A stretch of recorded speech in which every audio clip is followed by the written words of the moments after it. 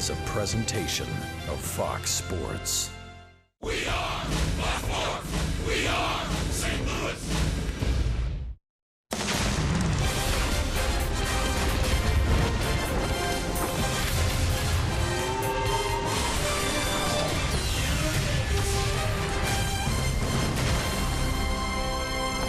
This is St. Louis Cardinals baseball, and downtown St. Louis is the place to be.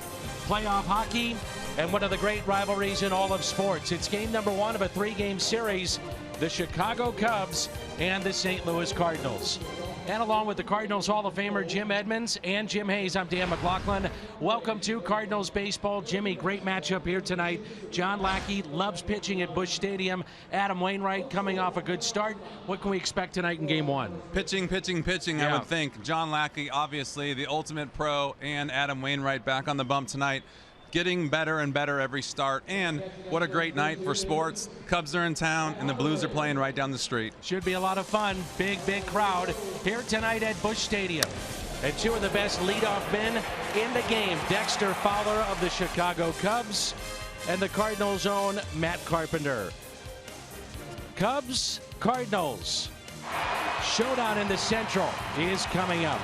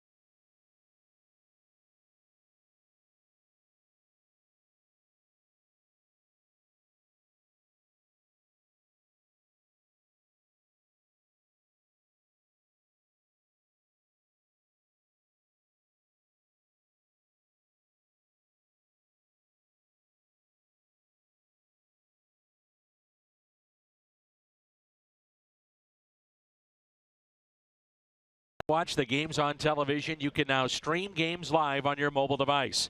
Just go to your app store, download the free Fox Sports Go app, log in, stream the Cardinals wherever you go. Let's take a look at our Budweiser What's on Tap in a tall order for the hitters coming up in the next 7 games. It starts tonight with the Chicago Cubs. They're first in the major leagues in ERA with their starters. Washington, 1 to 4 against them, begins on Thursday. They are number 2. The Cardinals, by the way, will face Jake Arrieta on Wednesday. Speaking of pitching, Adam Wainwright is our Kia in the driver's seat. Last time he saw Chicago, it was Game 4 of the division series a year ago. Last start against the Cubbies, opening day of 2015. Last 3 starts all told, very, very good with a record of 3-0. It's Adam Wainwright. It's John Lackey. It's a beautiful night for baseball. Sit back, take it in on Fox Sports Midwest.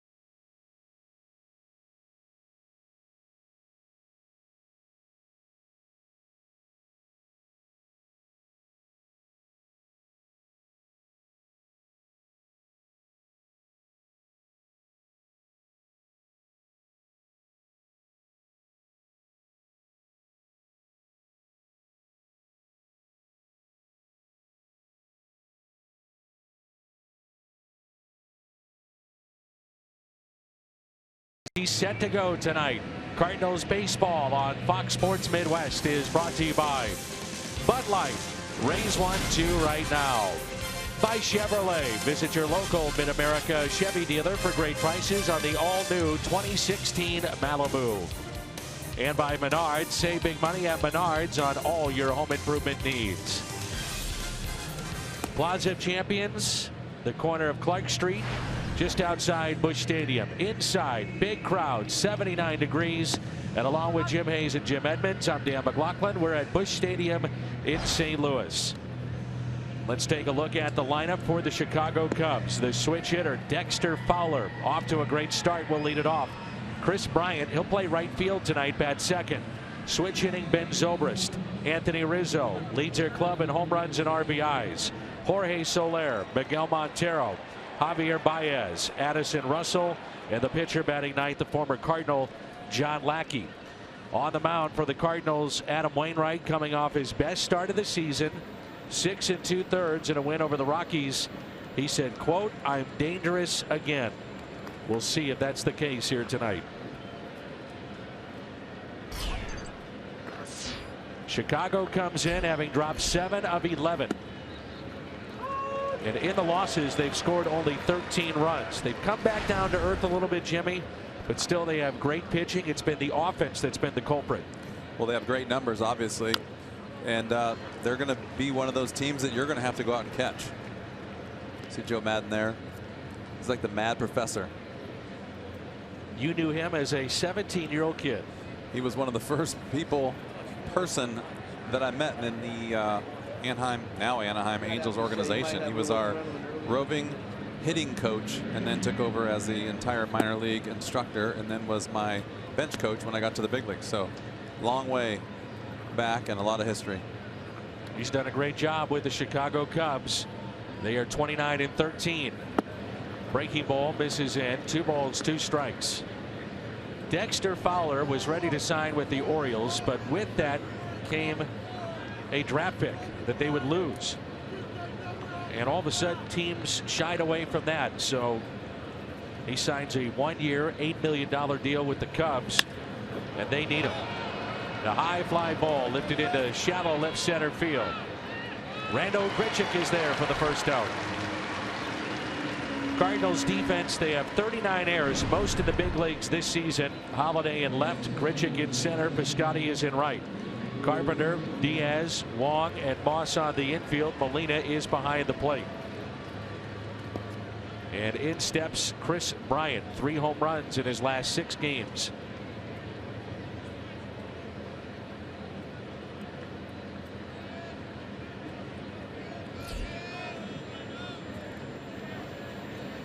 Versatile player, can play left field, right field. Natural position is third base, and he's in right field tonight. Jason Hayward, if you're wondering why he's not in the lineup, he's listed as day-to-day. Really a scary situation over the weekend in San Francisco. Dove for a ball and his head hit the base of the wall. They're calling it an oblique injury right now, and he may not play in this series.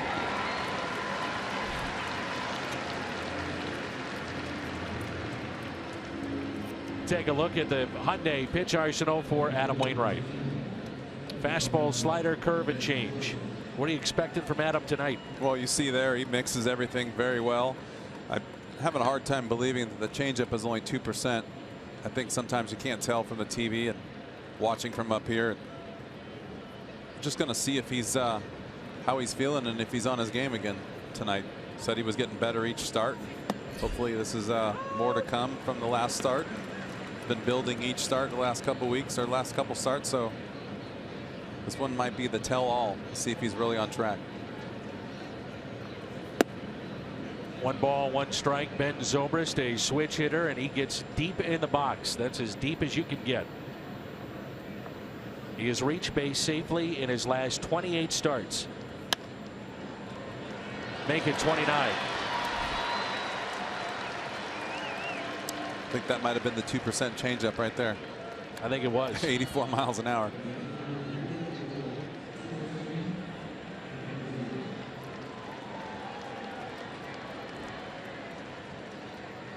Starlin Castro traded away to the Yankees for Adam Warren, and the Cubs go out and sign Ben Zobrist. Little cue ball off the end, kind of a funky hop. See the spin on it right there? Just outside the reach of Matt Carpenter. Here's Anthony Rizzo.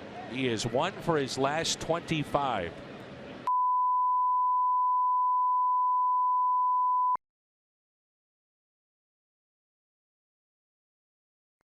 Look how he hangs over the plate here, Jimmy. He's as tight to the plate of any left-handed hitter in baseball. Hovers over the center of the plate. I was down there on the field earlier today and was talking to a couple people, and they were saying he basically will challenge you to throw the ball inside. Keeps his hands inside the ball and he'll drive it, and hits the ball the other way also. So see how he attacks, how Adam attacks this situation right here, because you can still get underneath him, and especially we've seen in the last couple of weeks where guys are throwing that back foot slider down and in. You'll see a lot of that tonight with Lackey trying to throw the fastball up and the slider at the back foot. Adam Wainwright does the same thing.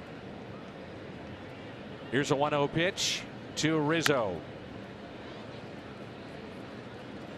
To me, when I see a guy standing on the plate like this, I throw the ball inside to him because he wants to hit the ball inside.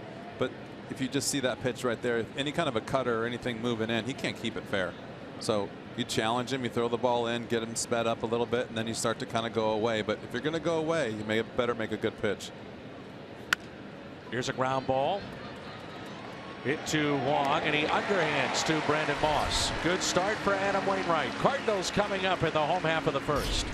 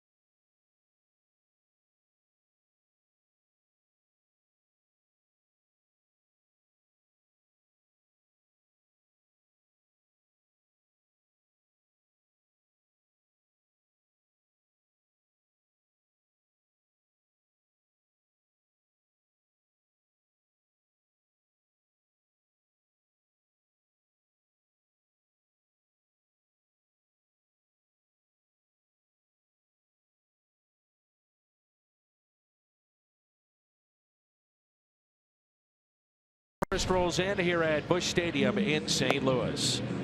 Matt Carpenter, where is he?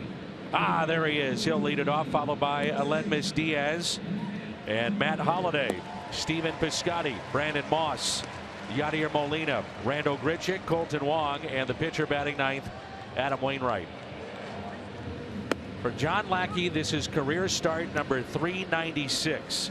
And since 1920, there have been only 100 pitchers that have made 400 starts, and he'll reach that milestone this year. That's durability. I just want you to know I read that today, and I was impressed and did not know that that was such a big deal. That's really impressive. There's something like 4,500 pitchers have made starts since 1920, and only 100 have gotten to the elusive 400 mark. He loves pitching here in St. Louis and at Busch Stadium, including the postseason. 14-4 his record with a 1.82 ERA. And the first pitch to Carpenter. This guy is a strike thrower too. Seems like he's always ahead in the count. We're going to get a good look at tonight about pitching with these two guys, and especially John Lackey. Watch him. He's going to force guys to speed up like that right there, and then he's going to throw high fastballs to get you to chase, and then he's going to give you some sliders. They're going to make them look like strikes, and they're going to try and drop them down at your back foot. So keep an eye on how he pitches tonight. Pitch sharply to second, backhanded by Zobrist, one away. And he's going to make some mistakes, and some guys are going to have to catch the ball like that. The Cubs defensively, Solera is in left, Fowler in center, Chris Bryant is in right, Baez, Russell, Zobrist, and Rizzo along the infield, and Miguel Montero is behind the plate. John Lackey on the mound. Around the Horn is presented by Dobbs. It's interesting. I was looking at the lineups today, and there's only really two guys in our lineup that have faced John Lackey 10 times. You don't see that very often, as long as these guys have been playing and both leagues kind of mingled together now. What do you think the number is? I mean, we have numbers of the matchups head to head, but when do you take a look at it and say, okay, there's a pattern here? Is it 10? Is it 15? Is it 5? What do you think that is? I just think when it's obvious, when it could be 3 for 5, it could be 4 for 6, it could be, you know, I'm throwing out 1 for 2 and then 1 for 3, but when you start to get just, I think it's more or less hits. I'm not going to look at the average as far as, unless it's ridiculous 30 at bats, but if you're 2 for 3 or 3 for 4 or 3 for 5, I'm looking to throw somebody in the lineup at that point. A strikeout of Diaz, who is now 0 for his last 9. The Hyundai pitch arsenal for Lackey: fastball, slider, curve, and changeup. And now he'll deal with Matt Holliday. Jim Edmonds is here. Jim Hayes, our statistician, Landon Edmonds. I'm Dan McLaughlin. And Holliday puts that foul and out of play. 0 for his last 11. Had a really nice visit with Jim Hayes. Matt was with his wife Leslie on the pregame show, and they've got their big fundraiser coming up over at Ballpark Village, and you can sign up at Glennon.org.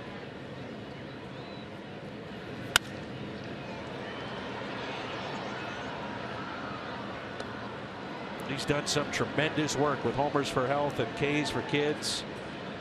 Millions of dollars have been raised to help out children, sick kids here in the community.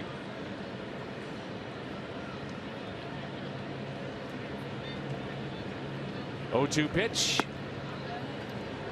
That's the pitch right there I'm talking about. That will be his pitch of the night to get outs on, or strikeouts, or weak ground balls. He's obviously going to make mistakes in the strike zone with the fastball. He's not overpowering, but he's not going to throw the same pitch twice. Here's a 1-2 pitch. There's that slider, and Holliday strikes out. 2 in the inning for John Lackey.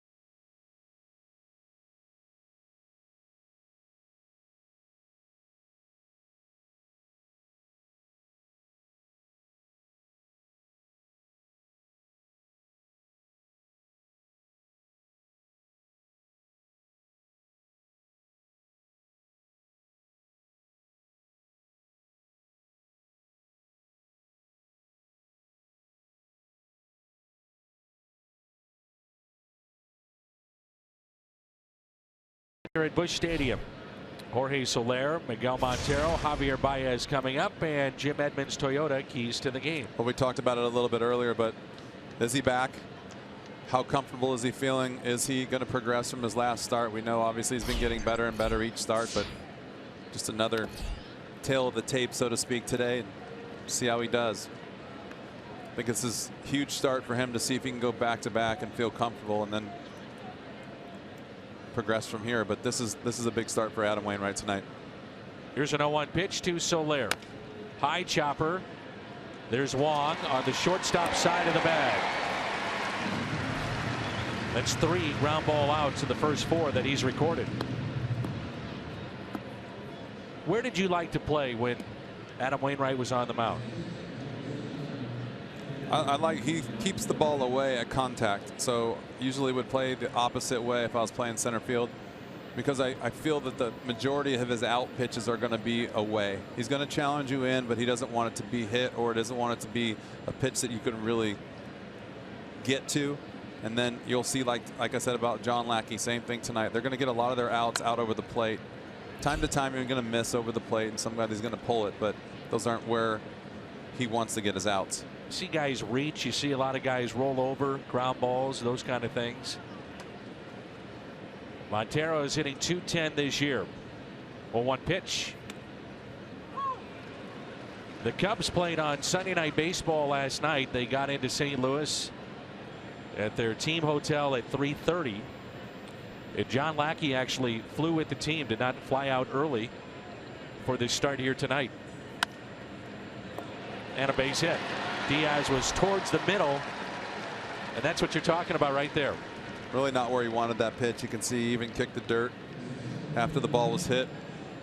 Just kind of stayed over the middle of the plate, but it's what these hitters are going to do with these 2 guys pitching tonight. Is they're going to try and stay inside the ball and take advantage of the opportunity when they're ahead in the count. But when you're behind in the count, you really just got to stay inside yourself and really just try to hit the ball at the middle and take what they give you, really. Javier Baez snapped an 0 for 18 on Saturday with an RBI base hit, and he's just 2 for his last 27.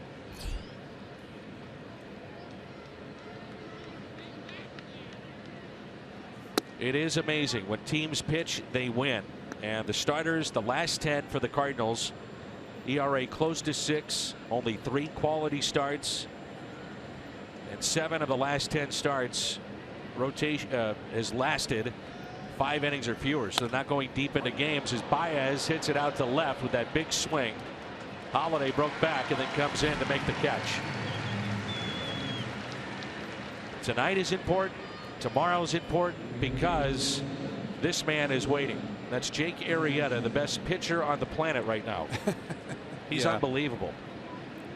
Fortunately, as players, we don't really look forward to those days, but you also don't look ahead and worry about, you know, getting hits this day and because he's around the corner. So you just try to take the task at hand, and they got their hands full tonight, even though these guys, like I said, aren't overpowering. But both of these 2 guys pitching tonight are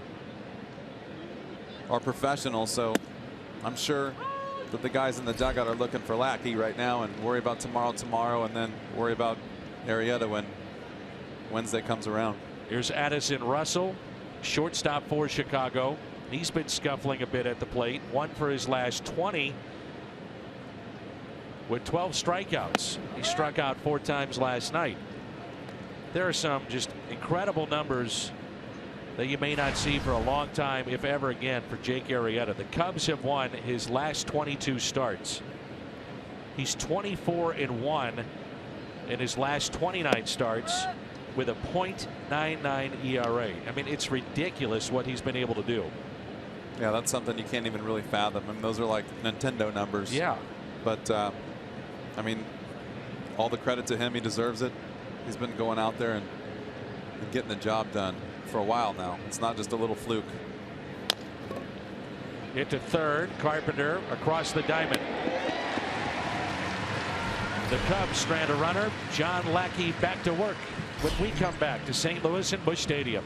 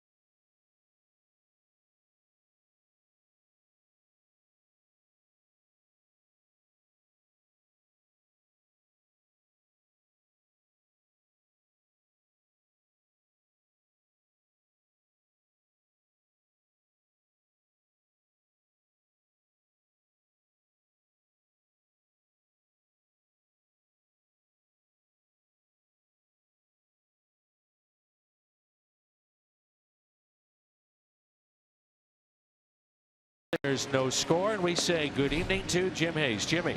Hey, Danny. Randall Grichuk making his third start since tweaking his lower back, making a throw against Colorado. Cardinal fans understandably concerned because of Randall's history with back issues, but Randall told me nothing to worry about. It's a different area completely. Grichuk is very excited about facing his old teammate John Lackey. He didn't get to hit against Lackey in his last start here. Grichuk told me in a semi-friendly way, we want to make him scream. He tends to scream when things don't go his way. We want to see that. And Dan, maybe it's just me, but I don't ever remember seeing Lackey get upset on the mound. Maybe it's me. Yeah, I think it might be you, Jimmy, because I remember just about every start he was upset at a shift. He was upset at a player on the opposite side, occasionally at himself. But most of all, Jim Hayes, I think he was upset with a lot. Yep. And do you blame him? No, especially with that voice. Here's Piscotty. Last 19 games, he's hitting .400 with 15 runs scored. Batting now in the cleanup spot. Just past the quarterway point of the season, and Piscotty leads the club in runs, hits, doubles, on base percentage. Got a .405 on base percentage. That's in the top 5 in the National League.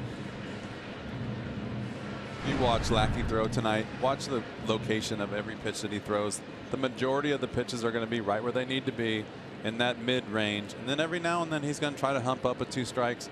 When he's not trying to get you out with the slider, he's going to try to throw the fastball up high and put a couple extra miles an hour on it. But it's amazing to at this point in his career, he still is putting on a clinic on the mound. He's probably not winning every game, but when he's sharp, he's as good as anyone.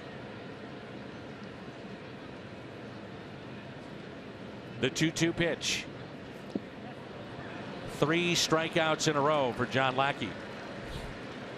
Well, the former director of the South County Chamber of Commerce, Donna Abernathy Schumann, is resting comfortably at home, and we wish her nothing but the best and get back here soon. She's a huge Cardinal fan. As you see that slider again by John Lackey.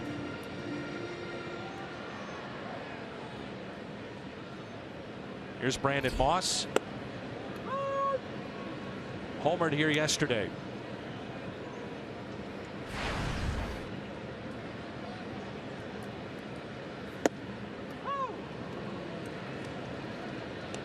A little paintbrush. Just throwing it right where he's supposed to. Knows if he throws it where the gloves put, they're not going to hit it. 0-2 pitch. There it is. Just a little bit of that extra jump on the fastball. A rare miss a little bit over the plate more than he wanted. He's 37 years old, 13-10 last year, and finished 9th in the Cy Young Award balloting. 3 fastballs in a row. I'm going to go with the back foot slider here if I was watching at home. Oh, changeup. Well, that's the thing with him. You see, even like the bat with Piscotty is, you think he's going to throw that fastball, and he hasn't thrown it. He threw a couple sliders here and there. He's thrown you a couple sneaky fastballs because the ball kind of jumps out of his hand, bounces you a slider, and you're thinking to yourself, okay, he's got to throw me a fastball inside this time. And then you get the slider again. There's a changeup again. It's 4 strikeouts in a row for John Lackey. Follow the Cardinals with MLB.com, the app, and stay up to the moment at any moment with Game Day Live. #1 app for live baseball on your phone or tablet.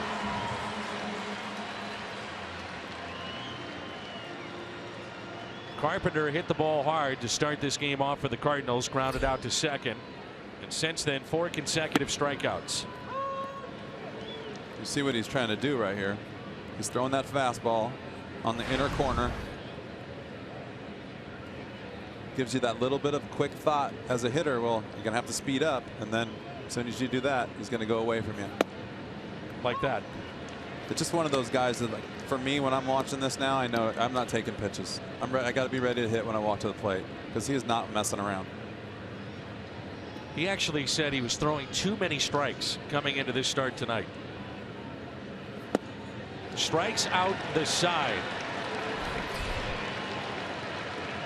He's fired Lackey. up tonight. Woo. 5 strikeouts in 2 innings.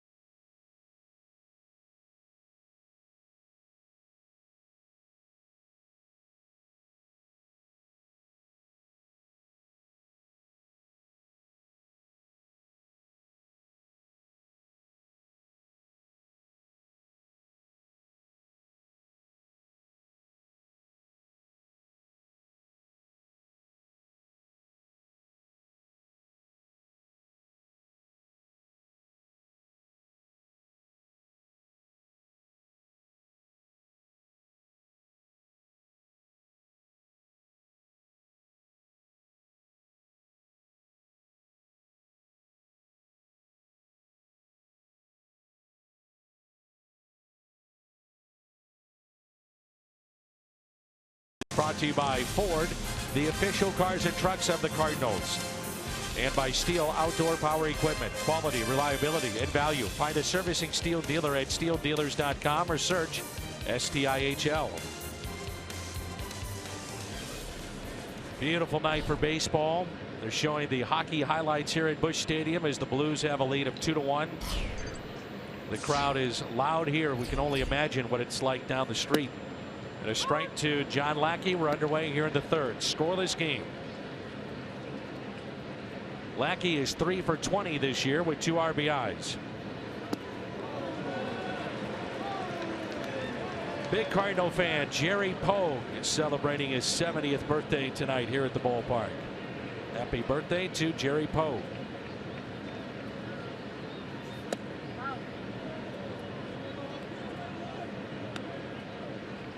John Lackey threw 2 innings, 24 pitches, 18 strikes, 4 of 6 first pitch strikes. So always it seems like he's pitching ahead in the count. Wainwright gets his first strikeout of the night. Moment we'll never forget, the final out of the 2006 World Series. Adam Wainwright, Yadier Molina, dual bobblehead is coming up. That's June 4th, presented by Central Bank of St. Louis. And tickets are available at cardinals.com/promotions. That's when the Giants are in town. And after this series, the Cardinals will have a number of days upcoming away from Busch. Here's Dexter Fowler, fly to center, first time up. You're going to start to get some puzzling looks if Wainwright doesn't get the same strike zone as Lackey was getting. 1-0 pitch. I don't know about you. I always have liked Dexter Fowler. And I know he's having a very good start to his season, but I thought he was a good player in Colorado. I thought last year he was a very good player with the Cubs. And he may be that missing piece this year. Just another one of those stories. You get lost in Colorado, and then you show up in Chicago, you go to New York, go to a bigger market team or even a team that's on TV more around the country, and you become a better player. You become a bigger player. 2-1 pitch. Missed inside. 3-1. Chicago is 29-13, best record in baseball. They're trying to avoid their first 3-game losing skid of the year. 3-1 pitch.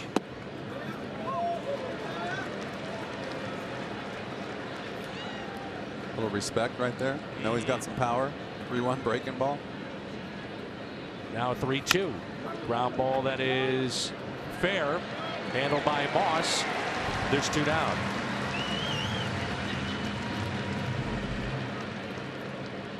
Just watching the early going of this game, it just seems like these guys will be locked in, and one mistake could be the difference in the game. That's what happens. Pitchers duel. They had it last night in San Francisco. 1-0 game. Baumgartner got the game-winning RBI.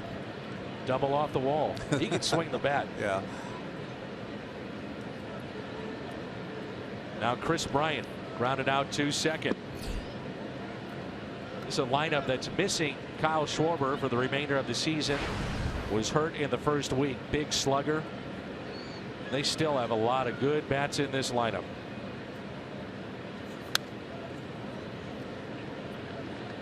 I'm curious what you think of this swing by Bryant. And I've seen lefties kind of have that uppercut. You had it at times. You don't talk about it a lot, though, with a right-handed hitter. And Bryant does do that. He gets out in front, and it's kind of an uppercut swing. Right to Holiday. Top spin lob. That happens when you're an uppercut. Grichuk, Wong, Wainwright coming up.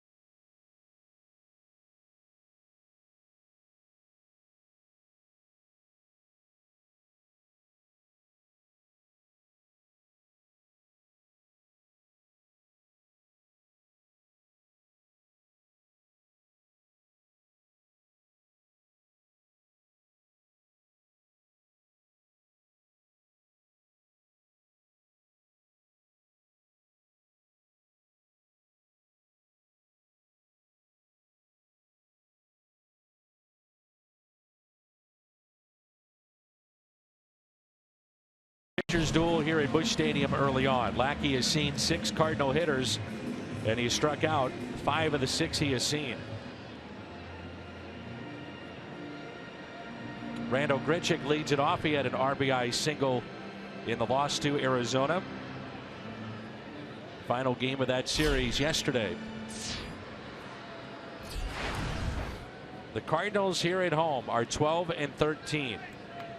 They did not lose their 13th home game of the season until July 26th last year. They were 36-13 at that point and finished with Los Angeles with the best home record at 55-26. And I think that's been kind of surprising. Even if the club has been hovering around 500, you would expect them still, though, to be very good at home. Usually the Cardinal clubs are always good at home, and yeah, of course, it's still early. Things can straighten out, but a little different this year. Something that we're not used to as Cardinal fans, but it's a long year. Here's a 1-1 pitch on a hop and off the glove of Zobrist.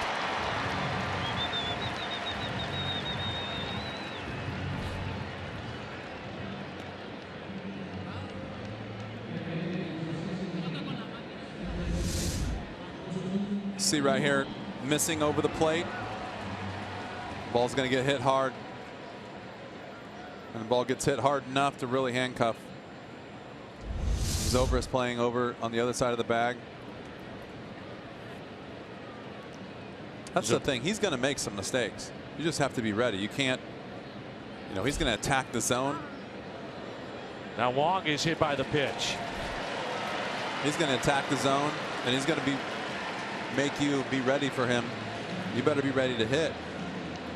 And then as soon as he gets you to speed up, that's when he's going to start throwing the breaking ball and the changeup. So you got to. He's been doing the same thing for a long time. You just got to know what he's going to try and do and be ready to go. A season ago, Colton Wong was among the league leaders in hit by pitch. Here's Wainwright. Cardinals can be real creative here with the way that Adam has swung the bat. And we know he's a good athlete and has swung the bat well over the years. If I'm Mike Matheny in this situation with Lackey throwing, I'm letting him swing the bat right here. One time with the fastball. That would have been it. Taking that shot. But that's something you have to have already had said way before time. Now do you put the bunt on? Probably. Because now you're going to get sliders. Now he knows. He's throwing that one strike to get you looking for strikes, and now he's going to give you something to mess with. And you don't want to take the chance of a strikeout right here. Here's an 0-1. Gets the bunt down. Lackey thought about going to third. And it's the third sacrifice this year for Adam Wainwright.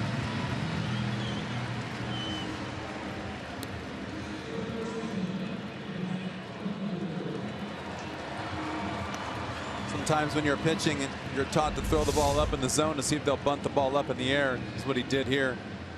Look at Adam doing a great job of getting the ball down. Concentration, keeping the bat above the ball.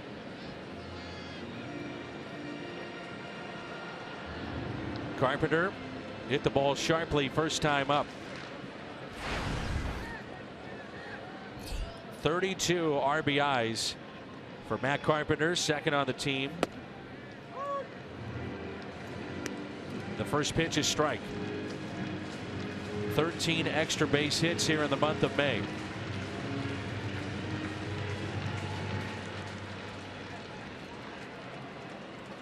Runners at second and third. Outfield straight away and very deep.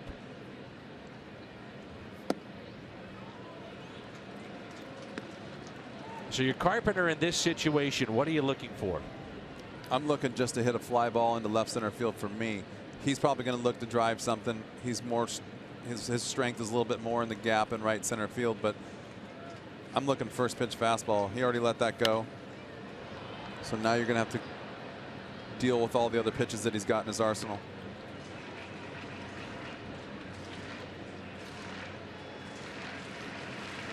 That's what he's going to talk right now. He's throwing him a fastball, throwing him a changeup. He's going to talk about maybe if he tries to get his out pitch here, which will be that breaking ball to the back foot, usually bounces. Is Montero going to be ready to block it? A lot of strategy going on right now. Like you said, these guys both know that they're one pitch away from losing this game if these two are pitching against each other.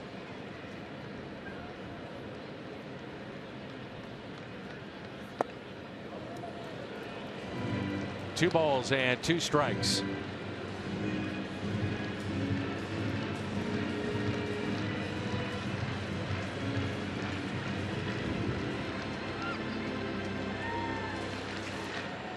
John Lackey faced the Cardinals back on April 18th. 7 shutout innings, struck out 11.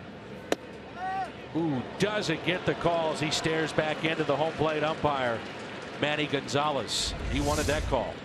Well, I can already see that the zone is tightening up a little bit because that was a strike in the first 2 innings. You're right.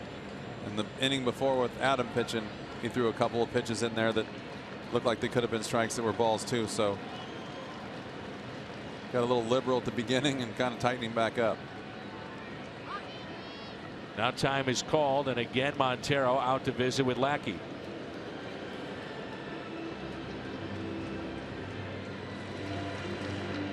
Ninth start of the year for John Lackey this evening, looking for his 7th quality start. Quality start being 6 innings, no more than 3 earned runs.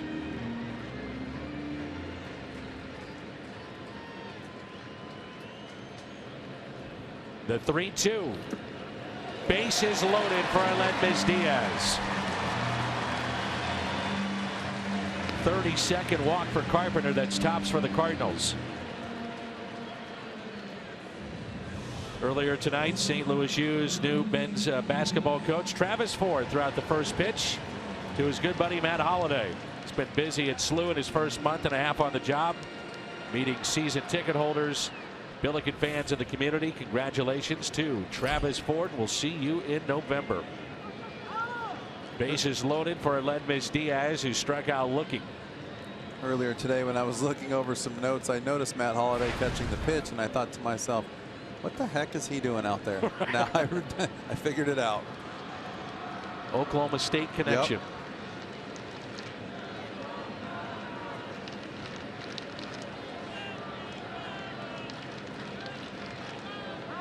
Diaz is 0 for his last 9, and now again Montero out to visit with Lackey.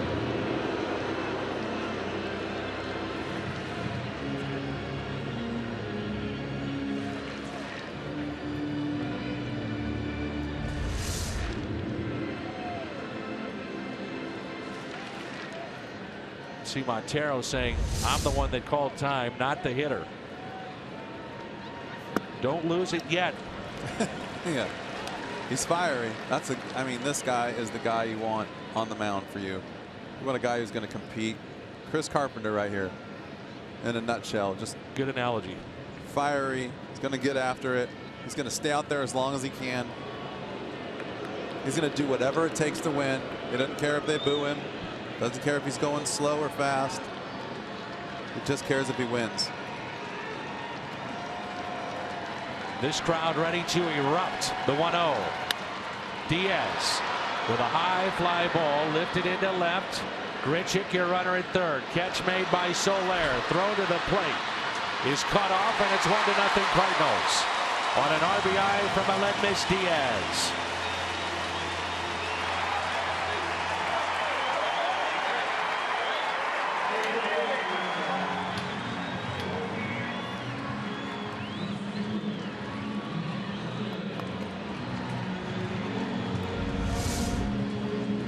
See the pop up, not too deep.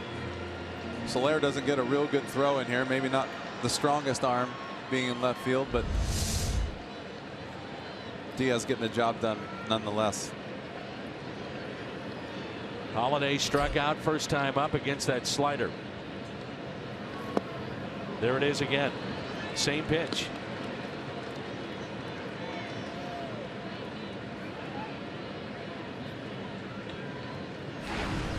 Usually those first pitches, the ceremonial first pitches, are for the rookies. Yes. For the guys that were just called up, but not Matt Holliday.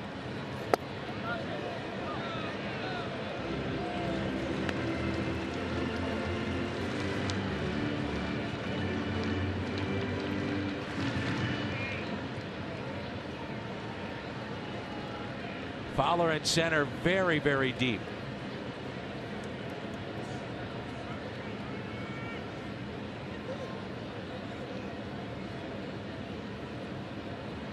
The 1-1. Looking for his slider, got the fastball. See Hazelbaker, he's ready. Oh, I'm going to take this first pitch. Whoops. Oh, he did it. I think Matt was playing a joke on it. The 1-2.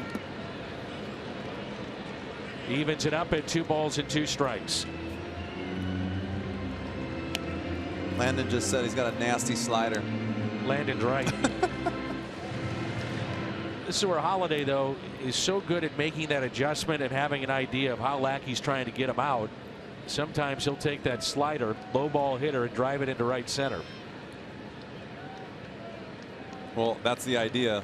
Problem is, when you know what's coming so much, it's hard to hold up. Hard to back off and not try to do too much. 2-2 pitch to Holliday. Like that.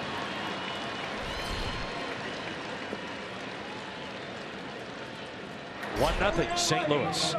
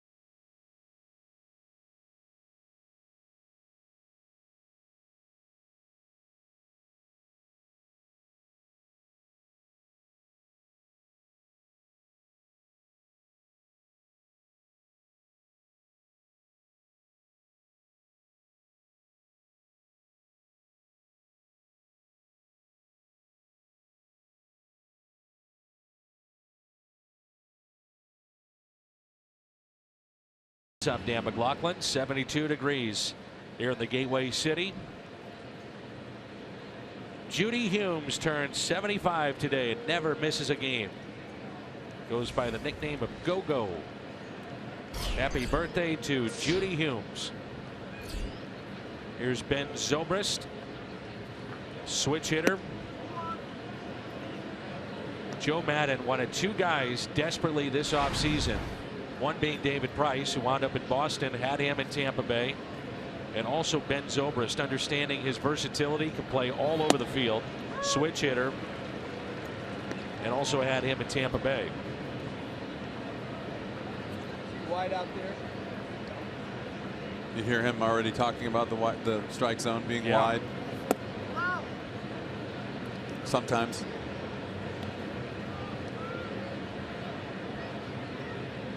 Word's going to get around about our microphones pretty soon, and people are going to stop talking. 2-1 pitch. Zobrist, his second hit of the night. He's 2 for 2. And a leadoff base hit here in inning number 4. Take a look at the Missouri Lottery Fox tracks. Little cutter here in off the plate. That's what good hitters do. Let's talk about good hitters getting jammed. And it's been said so much, and it's probably overused, but all that does is allow you to just keep the bat through the zone a little bit longer, and you get jammed and you just get enough to get a bloop single. That's the name of the game. Just take advantage of what you can do. Talked to Matt Adams about Anthony Rizzo, and he said Rizzo was the guy that really convinced him to drop down bunts, as Anthony will do that against the shift as the runner goes. Tough to turn 2. They can't. Carpenter takes it, does get Rizzo. They start the runner, and that avoids a double play. That's got to be awkward for Carp. It's a little smile right there. Almost had to backhand the ball, but he's so close to second base, and then still pretty close to first. He just fires it over there like no big deal, but it's got to be awkward at certain times of the night. I'll tell you what, Jim, it's going to be interesting when Peralta gets back, where he plays. Short, third. Does Carpenter then move to second base, first base? I mean, there's a lot of options coming up for Mike Matheny. Here's Soler. And Peralta in his rehab today played third base. Played about 100 games there with Cleveland at one point in his career.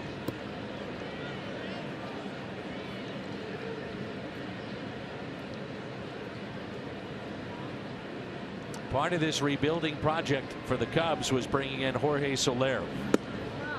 Cuban defector signed a 9-year contract with Chicago.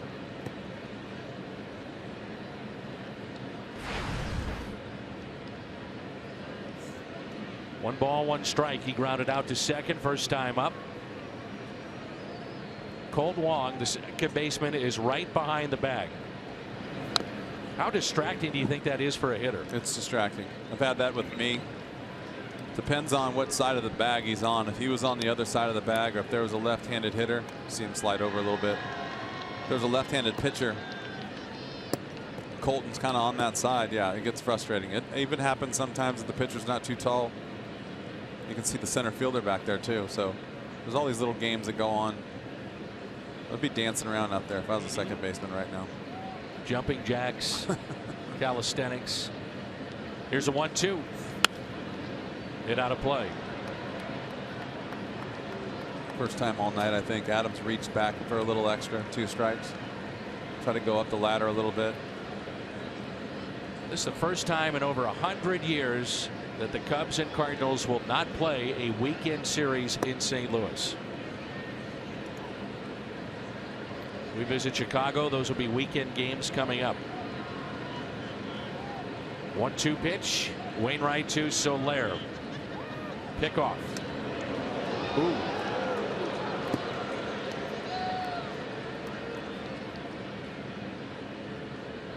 Just in case he forgot, Colton was back there. It's pretty close, actually.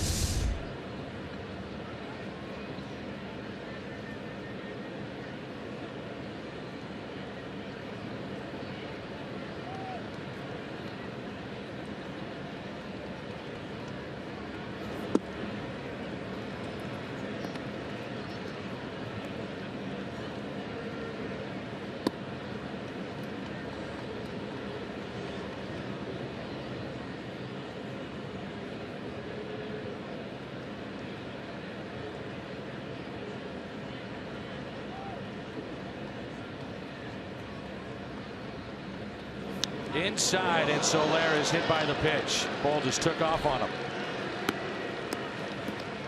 You see Yadi jump, trying to get them, making sure they're not giving signs. Sometimes that'll just really doesn't give Adam a good place to throw the ball. I would think that that would be tough. You can see him jump last second. Adam just lets this one get away from him.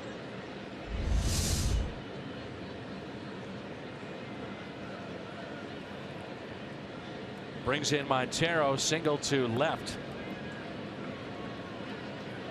It's the first time tonight the Cubs have had a man in scoring position with the at bat for Soler, and now this one for Montero.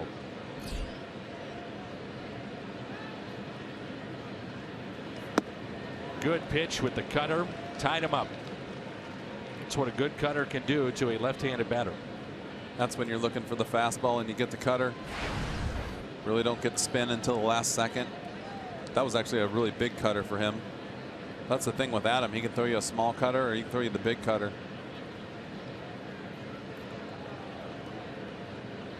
Here's an 0-1. Last time that Wainwright saw the Chicago Cubs was Game 4 of the National League Division Series a year ago. Last start against Chicago was opening day of last season. Here's a 1-1 pitch from Wainwright. Curveball and a beauty. He's got some good bite to his breaking ball tonight. He does. You can see Yadi right there, just didn't even move, waited the last second. Really trying to make sure they're not giving anything away right here.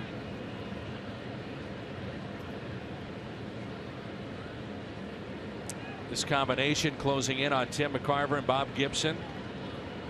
The battery in starts in Cardinals history, just a handful back. The all-time record. You would think these guys know each other like the back of their hand. I mean, Wainwright sees that sign, whatever it may be, he's on the same page. Helps so much just to not have to worry, not have to think, not have to worry about bouncing a breaking ball or, you know, missing location with the fastball or the cutter, or like sometimes the cutters, like I said, sometimes he doesn't feel like throwing the small one, he throws a bigger one. You don't have to worry about Yadi catching it or getting crossed up. It's huge. 1-2, taken a bit high. Just go back to the bottom of the third inning and you can see Montero and Lackey not on the same page, trying to figure out what they wanted to do to the hitter.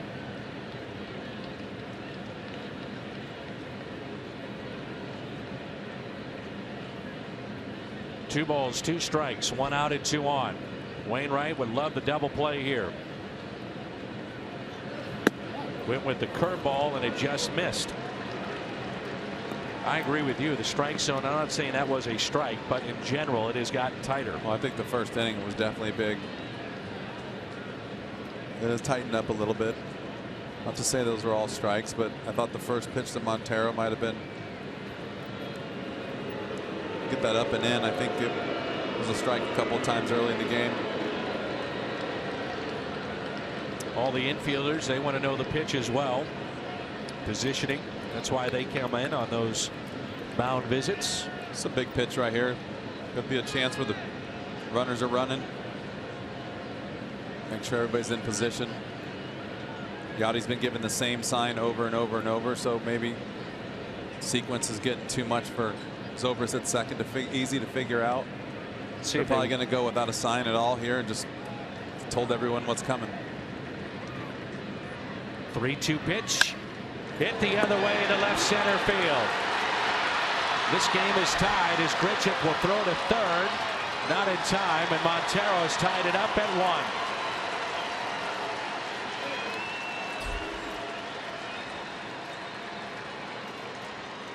Really didn't get a good look at the pitch there, but something up in the zone. Another good job by Montero staying through it. See it right here.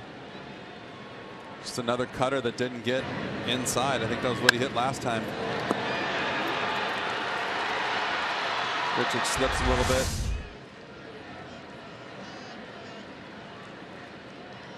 Got a 1-1 game. Runners at the corners and Javier Baez. Fly to left.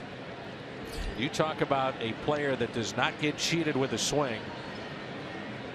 Look it up in the dictionary and you'll see a picture of Baez.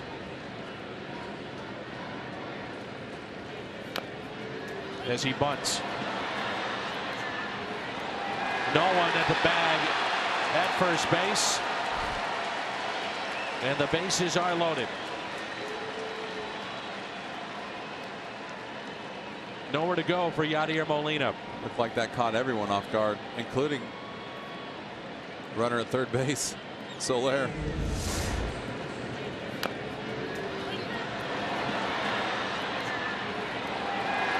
I just wonder if Wong had a long ways to go. He did. He was playing him to pull. Well, let me just tell you this right here. Credit Yadi without trying to make a play right here. He throws that ball into right field. 2-run score. Another guy's in scoring position. It's a big time play by a catcher, and the play that's not made. I've been watching some Little League games the last couple days. Balls are getting thrown all over the field. That's a relief right there to watch Yadi just put that in his back pocket and not throw it. It's like what we talk about as a hitter. Sometimes you have to learn when not to swing. You have to learn when not to throw the ball. Here's Addison Russell with the bases loaded. Grounded out to third. First time up.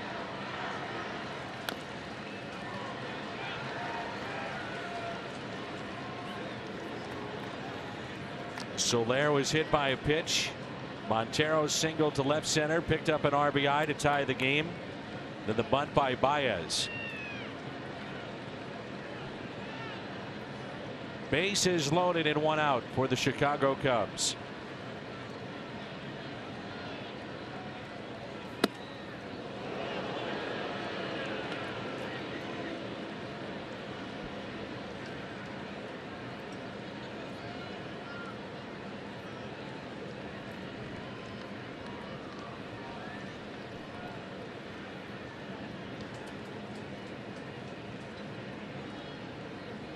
The 1-1. Russell hits it deep in the hole. It's short. Diaz gets his man at second, but a run does score to make it 2-1 Chicago.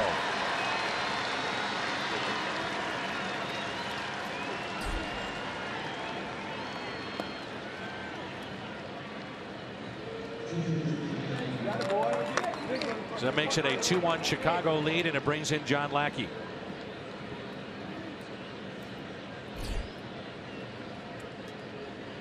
Runners at first and third. Lackey struck out.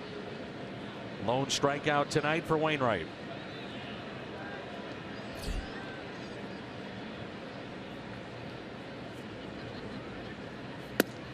Strike one on Lackey.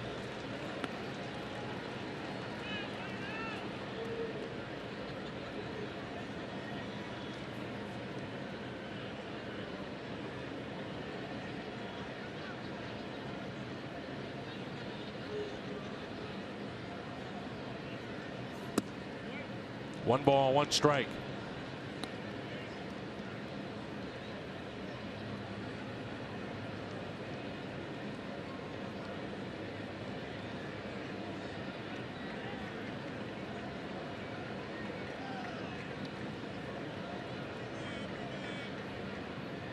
Outfield very, very shallow. Little chopper to Wong. He backs up and makes the play. The Cubs get on the board and they take the first lead of the night for Chicago. 2-1 midway through 4.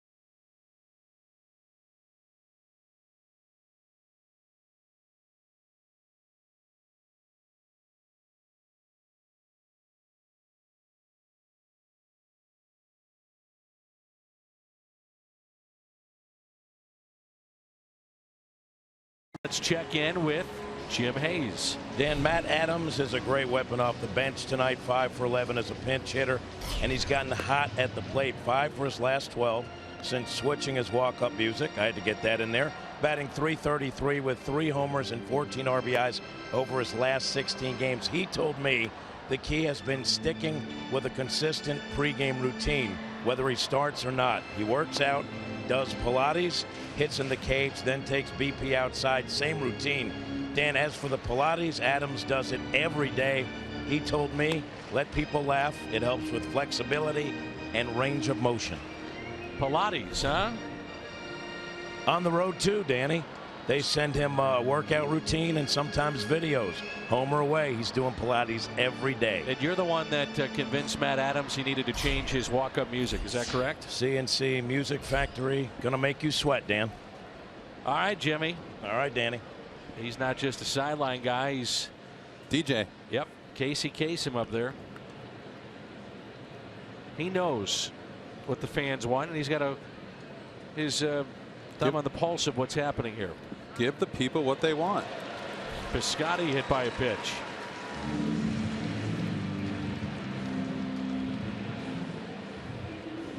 What do you see here with Adam Wainwright, Jimmy? Well, basically, you take a look at this, and this is what you're looking at as a hitter. You're seeing a fastball come out of his hand right there.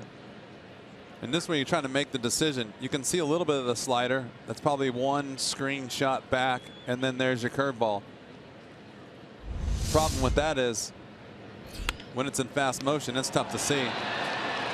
Moss hits into a double play. And I guess the point of seeing those images too and seeing where they're frozen is that it's the same arm slot, same angle. Everything's the same. Those aren't perfect, but they're as good as we can possibly get them. And you can just see, like, you get a split second to make the decision, and if you don't get a good look at that release point, all you have to rely on is the spin, and sometimes that spin doesn't let you know until it's too late. Here's Molina on the first pitch and fouled it back.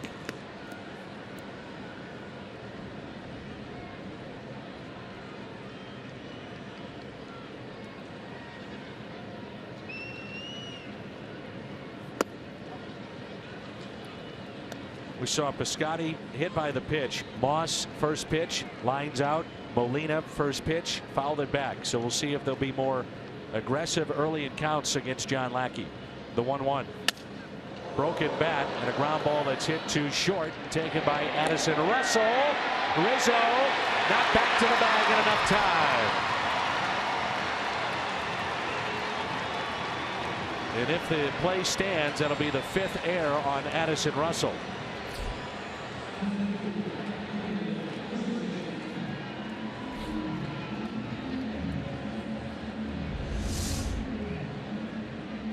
Plenty of time here for Addison Russell, and the ball just took away, and oh, he is safe.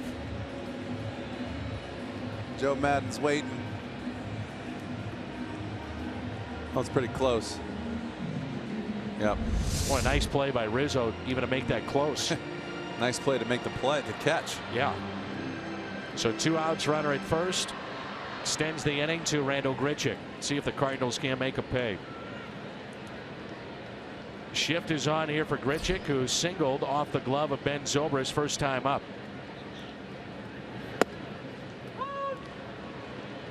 One thing about Grichuk, we talked about it, he's going to see a lot of breaking balls and sliders on the outer half. Look at all that room to the right side of the infield. If he just take it that way. There it is. The thing with Randal right now is so young. A lot of his swings are the same. It's not like he doesn't see or adjust. He's anticipating a certain pitch, and when you don't get it, you're already swinging. And it's part of that what we just showed with Adam. The arm angles they're so good and so close. It's just hard to see. Grichuk strikes out. That's 7 tonight for John Lackey. We played 4. This pitch elevated to Randal Grichuk. He's 1 for 2 on the night. Cardinals strand a runner. It's 2-1 Cubs.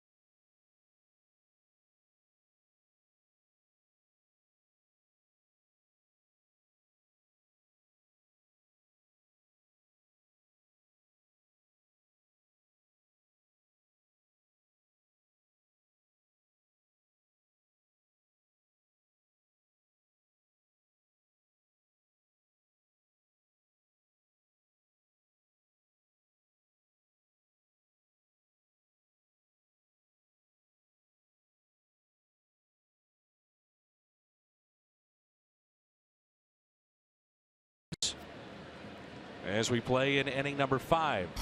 Top of the lineup, Fowler, Bryant, and Zobrist for Chicago. First pitch, a hanging breaking ball out to right, and a diving catch. Stephen Piscotty. Oh, what a play in right field.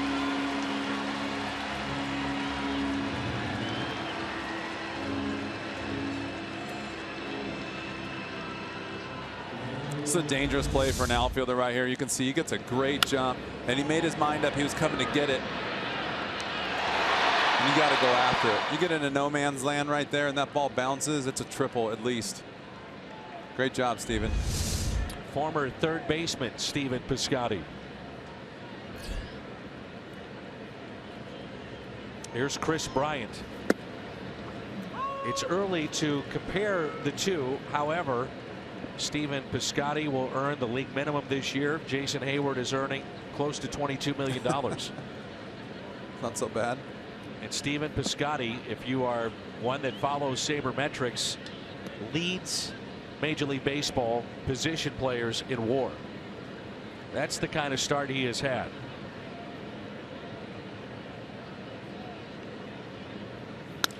Ground ball pulled, foul off the bat of Bryant.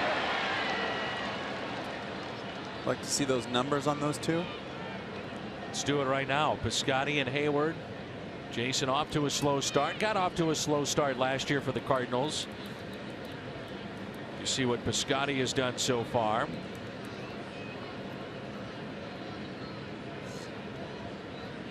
Hayward, a scary play in right field over the weekend in San Francisco. Boy, he was booed as loud as any visiting player in recent memory first time through to Busch Stadium. Here's a 1-2 pitch to Chris Bryant. After the stats, they see that they should be cheering. Be happy about it, right? Yeah. He made the good decision for the St. Louis Cardinals organization.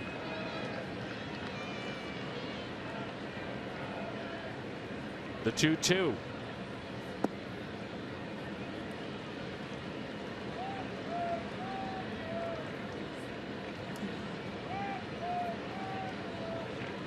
Bryant is grounded out to second, also lined out to left.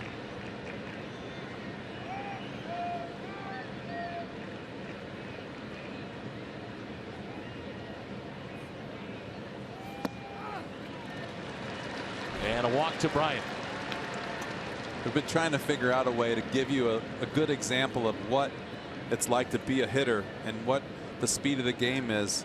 And we've come up with a little bit of an angle here. You can see this fastball. You can see the down angle on it. And now you see a cutter or slider. Not much different. Just a little bit of break.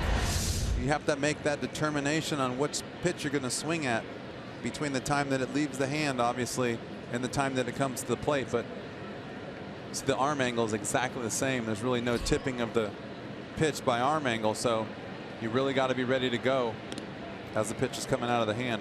Man, it really is a split second. It's a thing that your body is doing something. It's like walking and chewing gum.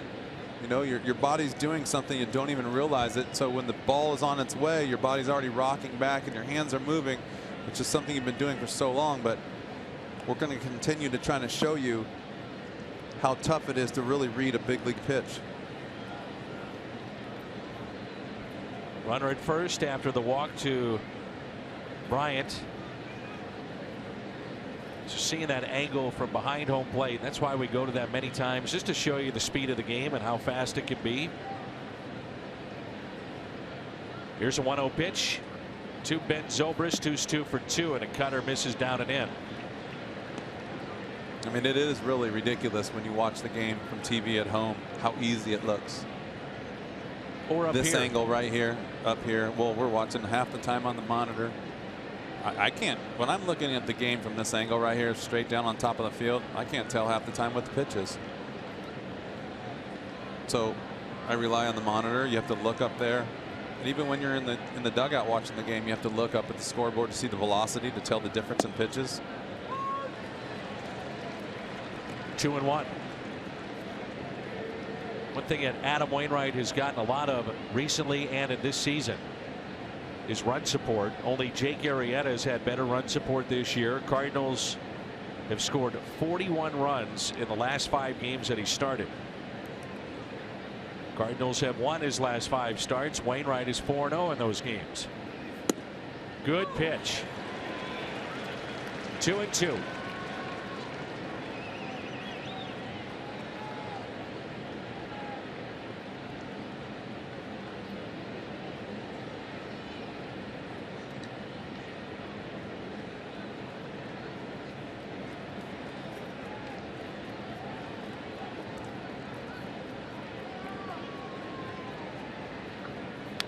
Breaking ball and just got a piece.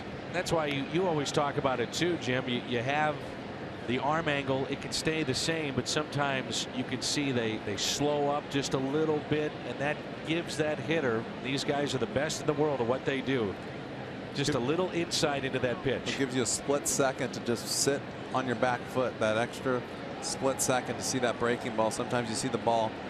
The difference between a good breaking ball and a bad breaking ball is when you see the ball pop up out of his hand. And even though it's a big curveball, it'll allow you to just sit back on your back foot for that split second. That's why you see a lot of guys swing at the breaking ball in the dirt, because it doesn't pop up out of the hand. It comes in straight out of the hand. And that's the difference between a hanging curveball and a good curveball, is you see that above the release point. And normally when they throw it down, it comes shooting out of the hand straight ahead, makes it look like a fastball. This just missed the previous pitch, and home plate umpires hearing it from the Cardinals dugout.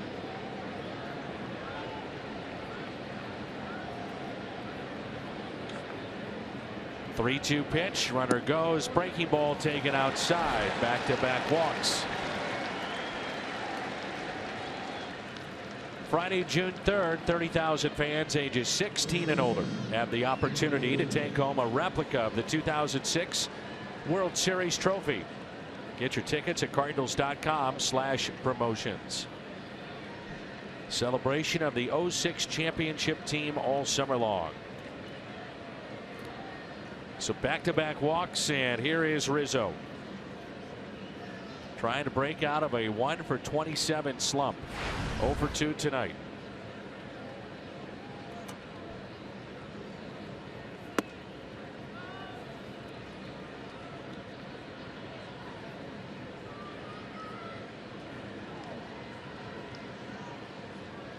It's that pitch we were talking about right there. He throws that ball another inch over the plate. There's no way he keeps that ball fair. Went with that cutter first time up. Pulled it foul. Here's a 1-0. 1 ball, 1 strike.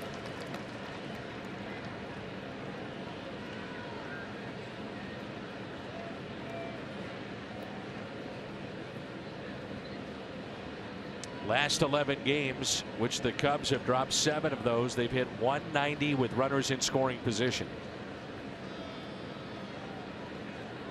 The 1-1. Curveball. And doesn't get the call as Wainwright looks back into the home plate umpire and shakes his head. You don't see that very often from Adam Wainwright. That ball's just off the plate.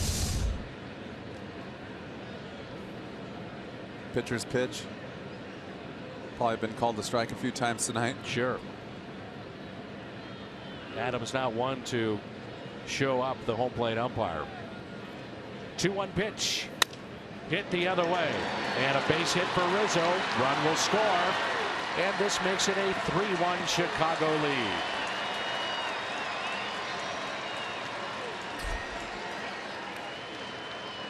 RBI number 35 for Rizzo, and it's 3-1. Right here. Sorry, you can see right here Adam tried to go 2-seamer away. This ball looks like it's off the plate, but he's so close to the plate. That's what we talked about earlier. He can get out over the plate. He's looking to pull something, but if he has to hit the ball the other way, he will. And broken bat, strong enough single to get it out there into the outfield, and not hard enough to have a really play at the plate. Now Soler Was hit by a pitch, scored the first run of the night for Chicago. 28 strikeouts in limited time for Soler. Very much a free swinger.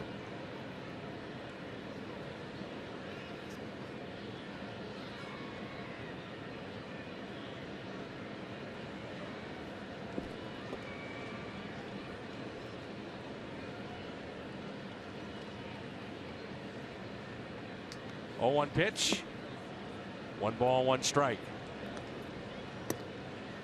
Of concern for the Cardinals is just 1 hit tonight against John Lackey. He is locked in. And now they trail by 2, and the Cubs looking to add on. Outfield is straight away.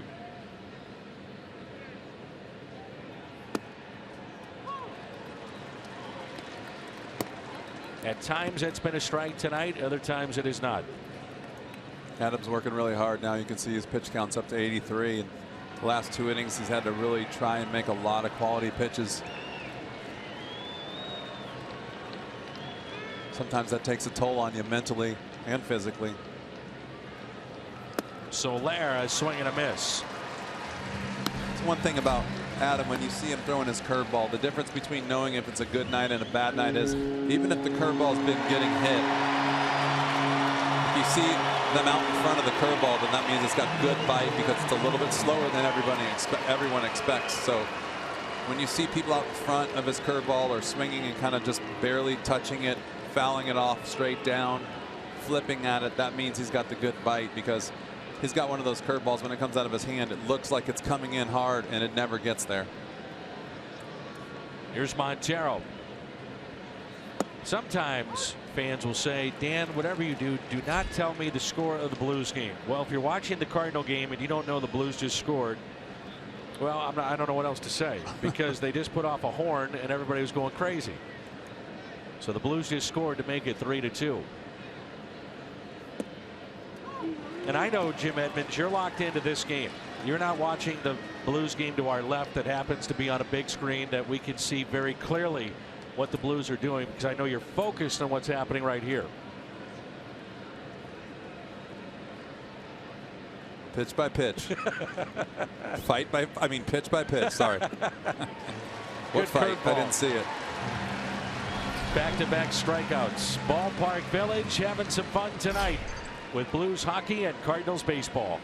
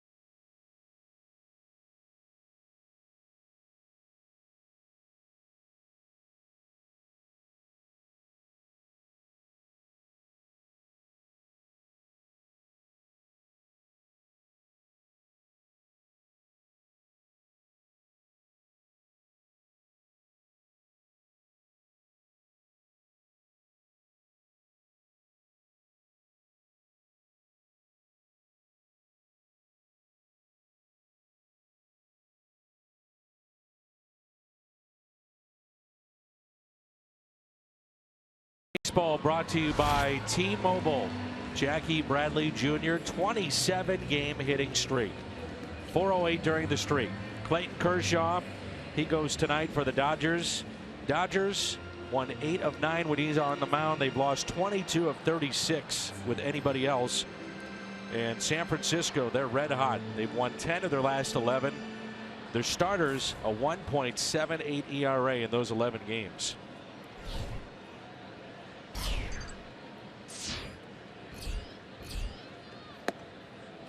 And a pitch taken high by Colton Wong.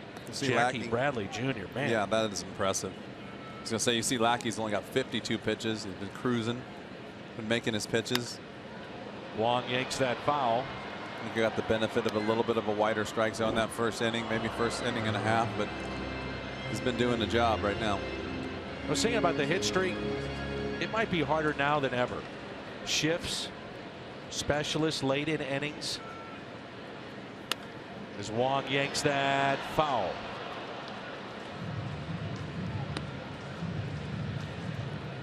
It's definitely tougher these days, yes. Like you said, there's a lot of different specialists out there. You got the shift.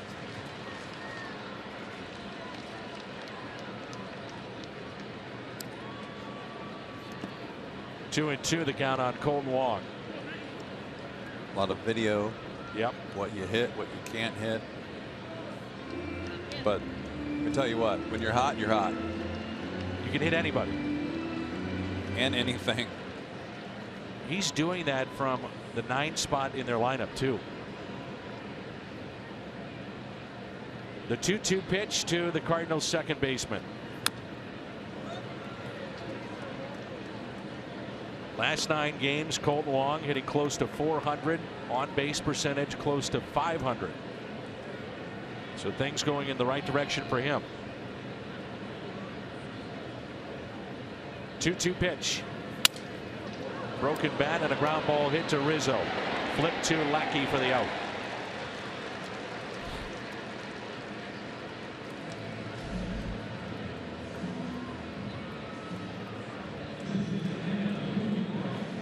This is typical John Lackey, is it not? I mean, here in the month of May, 4 starts. Came in with 29 innings, ERA well below 2. Tonight, pumping strikes, nothing over the middle of the plate.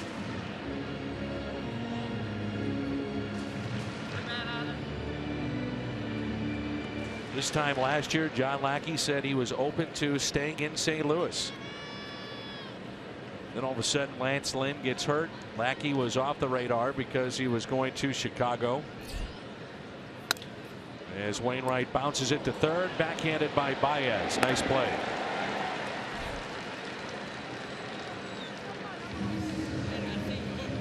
Kick off your summer with a drink that kicks your taste buds. The bold and refreshing frozen strawberry lemonade is back, and it's only available at McDonald's. 2 quick outs, and it brings in Carpenter.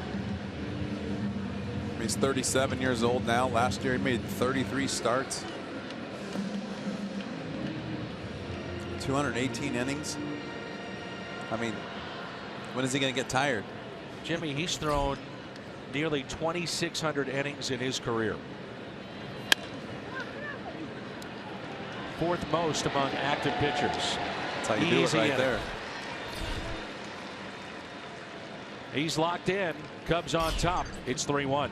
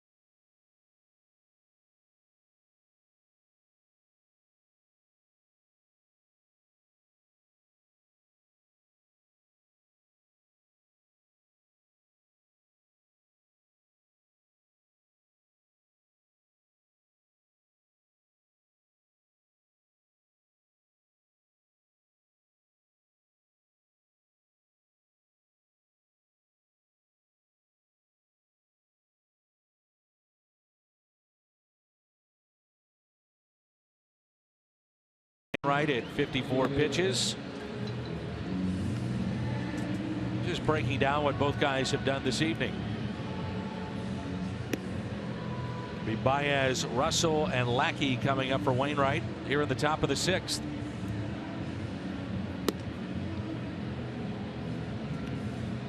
I think you'd have to say that Wainwright is much better now than he was at the beginning of the season. This is more of the Wainwright we've seen in years past. Definitely. He said he was getting more comfortable each day, and most days right now he's cruising, but getting out pitched a little bit by John Lackey. 37 years old. Young. Years young. Yeah, that's right. I'm sure he would want you to say that. I'm sure he would. 50 pitches the last 2 innings for Wainwright. He has struck out 3. Lackey, by the way, 59 totals you saw in that graphic. Baez, a bunt base hit to load him up back in the 4th. Also flied out to left. Popped up. And this will be Colton Long for the first out.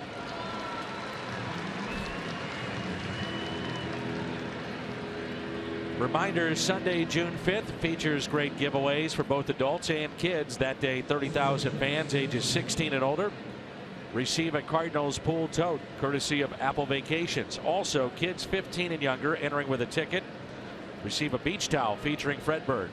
Get your tickets. Find out more about the Ritz kickoff to summer weekend. Cardinals.com/promotions. And a strike to Addison Russell. Picked up an RBI and a ground out back in inning number 4.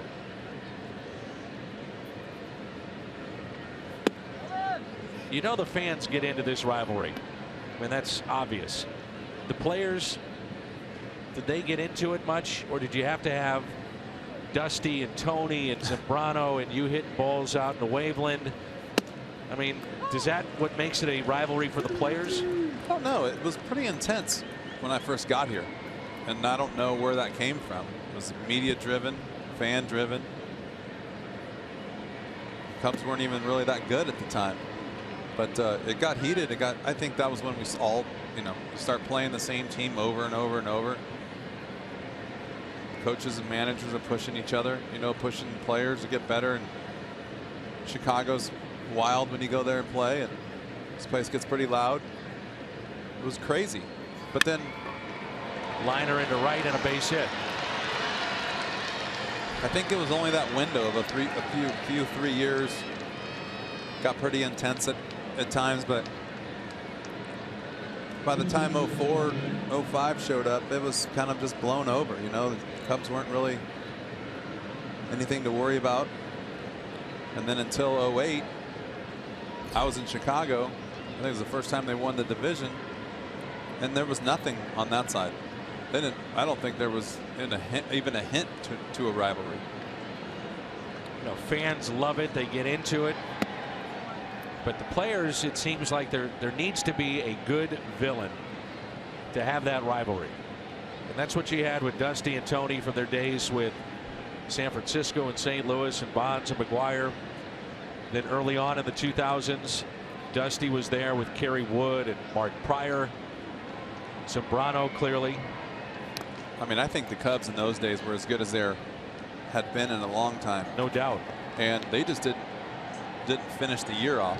They were they had the pitching, they had a bullpen, they had a good offensive team, good defensive team. Can't remember the exact standings in those years, but other than I think maybe 2003, they kind of knocked us out of it right at the end. But other than that, I think it was all fan and media driven. You may remember it was a 5-game series in 2003 at Wrigley, and that place was wild. And they all were very tight games. Sammy Sosa had a walk-off homer off of Jeff Fassero to win a game. Cubs came back late in one of those games. I think it was game 2 of that doubleheader after the walk-off. And they had made a bunch of deals to improve themselves too. They got Kenny Lofton, Randall Simon, Aramis Ramirez to go with that very good pitching that they had. There's Dexter Fowler. And for you folks at home that think that Danny is looking at some notes, not happening. He has all this in his head. It's impressive. I remember Brett Hall came in the booth that night with us. There you go, see? And Kid Rock was there too. Joe Quenneville. We talked a little hockey. Matt Morris started game 2 of that doubleheader. Gave up a double down the left field line that wound up being the difference in the game. Those were fun. 2 outs and a man at first. I told you before I can't add 2 and 2, but I can remember that. Well, I'm just giving you credit because there's a lot of reading of scripts at times up here or in any TV show, and there's so much at our fingertips, and yet you're just throwing some stuff out there like no big deal. And a strike to Fowler.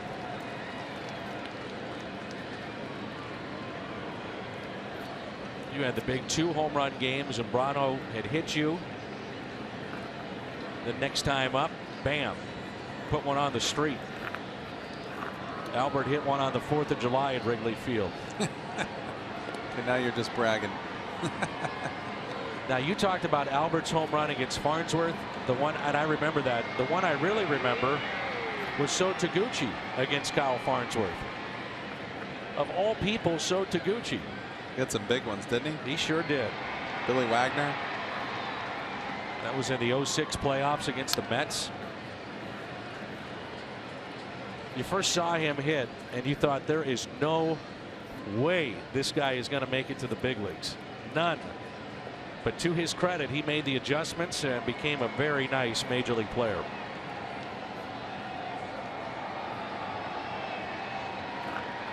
I think a few of those Japanese players are like that. You see them come up and you think there's no way they can hit with their style of baseball, and you look what those guys do and they make adjustments and they work and they work, and that's just the style they hit with, and you don't think it's going to work here, and it does.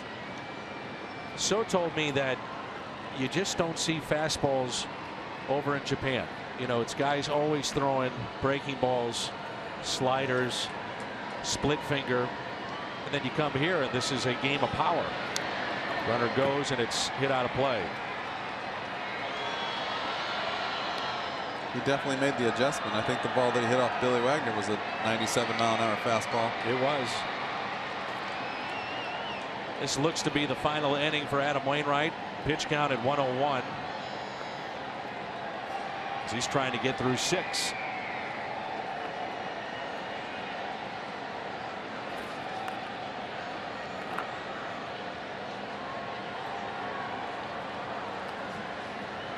Here's a 1-2 pitch. In the dirt, picked by Molina. Throw to second, and he still did not get him. As Diaz had the tag there, he looked like he would have been out. Let's hope he's okay. We stolen base number 2 for Addison Russell. Great job by Yadi getting that ball in and out of his glove into second base. Jimmy, I think he picked that ball. Picked it and threw it like it was a fastball right down the middle.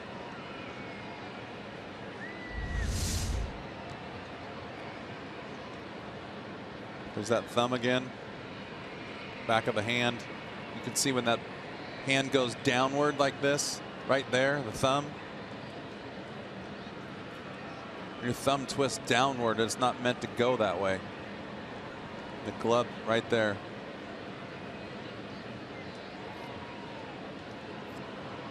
You know, if you catch that ball barehanded and someone runs into your hand, not a big deal. But when that glove has an extra 5 or 6 inches on the end of your fingers, that force of that glove turning is just your hand's got no chance. Just the pressure of the glove pulling on you. Saw that with Yadi last year, Johnny Peralta. It doesn't even look like anything. Sometimes it gets your wrist. What a play by Molina. Throw was definitely there. If the tag holds and he's got the ball, he's out. And you look at him, what is he concerned about? His teammate. His teammate. Yep. So 2-2 the count. Runner in scoring position. That is Russell.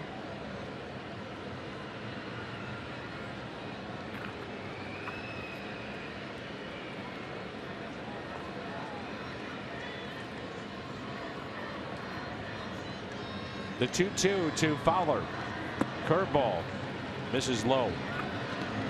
Let's go back to the near caught stealing. Did he pick this? Yep. Sure did. And you wonder why everyone talks about him being the best. It's incredible.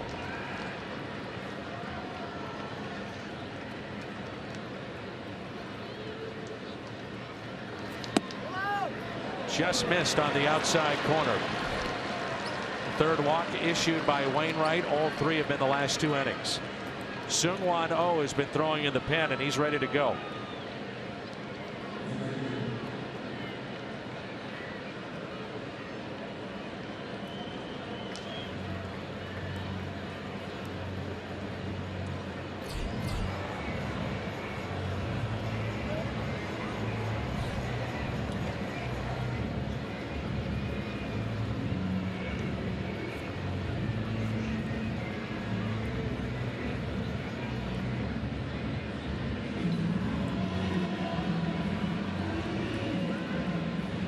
Well, he's the kind of guy that has earned the benefit of the doubt. I like that. Mike goes out himself. He wants to know. Sometimes you send your pitching coach out there and you spend the whole time as a manager wondering what the heck he said. So you might as well just go out there yourself. You know he's not going to say let me out of the game, but you can tell by what he says and how he says it if he's had enough or he's ready to stay out there a little bit longer. This could be your game on the line right here with Chris Bryant.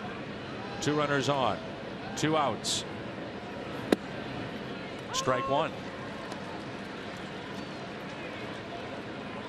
Bryant is grounded out to second. He's lined out to left. Walked and scored. Back in the 5th.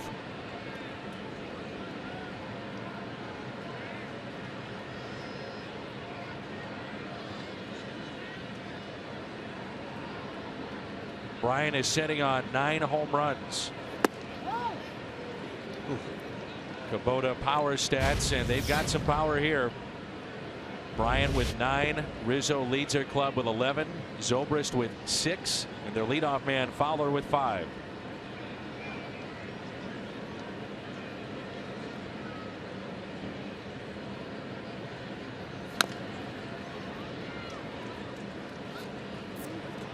I'm not saying it's the reason it's 3-1, but there have been a lot, and I mean a lot, of borderline pitches that have not gone Wainwright's way tonight.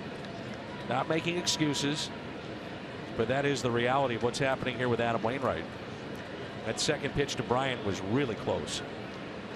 You've seen he's doing everything he can to stay focused and not let it bother him. Sometimes that'll create a lot of extra work for you.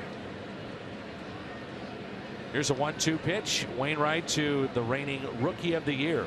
Curveball hit off the end of the bat. Wainwright's got it. Takes it himself. Dump strand 2. We're midway through 6. 3-1 Chicago.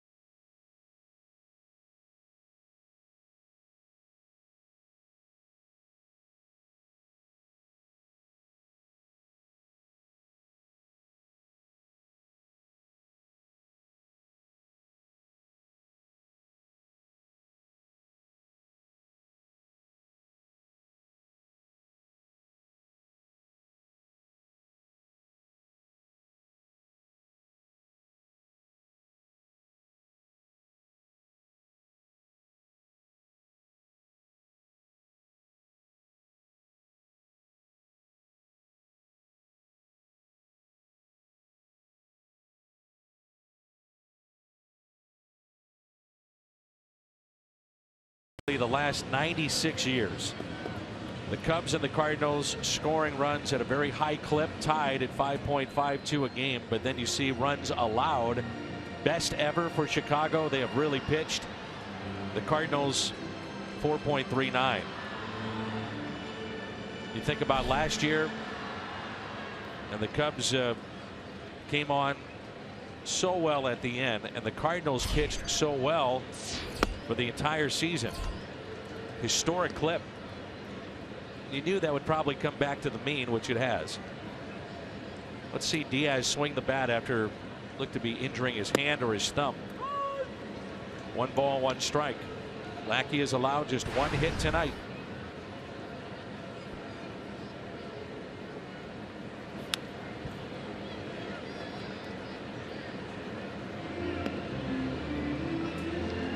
Last 3 innings for Adam Wainwright. He threw 71 pitches of his 108 for the night. It's a lot of work in 3 innings. 1-2 pitch. Diaz spoils it. The lead miss is struck out looking, and also a sac fly RBI in the 3rd.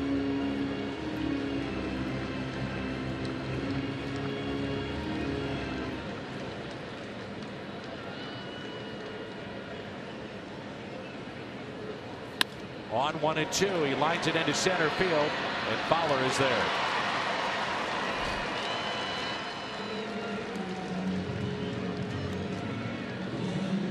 Fox Sports Midwest proud to support the annual Jim Butler Charity Golf Classic on June 20th, benefiting the Boys and Girls Clubs of Greater St. Louis.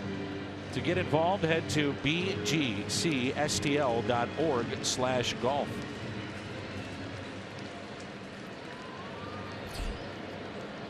Holiday 0 for 2 with a pair of strikeouts. Lines it into right field for a base hit.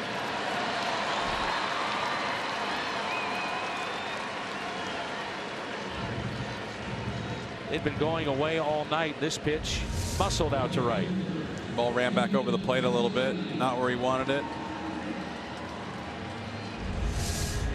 Not the results he wanted, but I'm sure he'll take the loop single over the homer any day.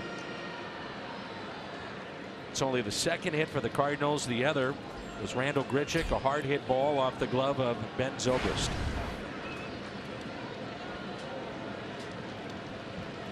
The tying run comes to the plate, and Piscotty on the first pitch pops it up. 2 down. Community Coffee is teaming up with the Cardinals to bring fans $7 tickets. Cardinals host the Astros June 14th and 15th. Offer is only available while supplies last. And this starts tomorrow at 10 a.m. at cardinals.com/coffee. $7 tickets. Houston will be here. Jose Altuve and Carlos Correa are the top young players in the game. Cardinals.com/coffee. $7 tickets beginning at 10 a.m.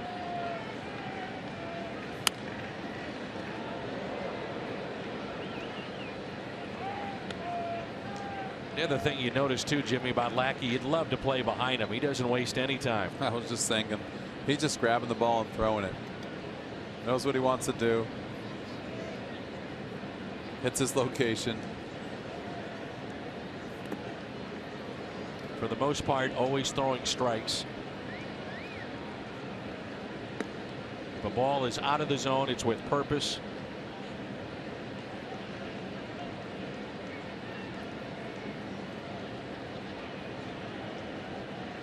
Two balls, 1 strike.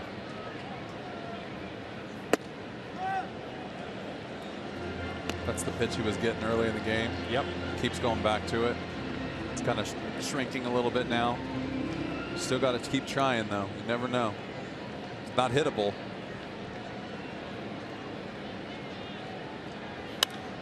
Moss with a high fly ball lifted out to left.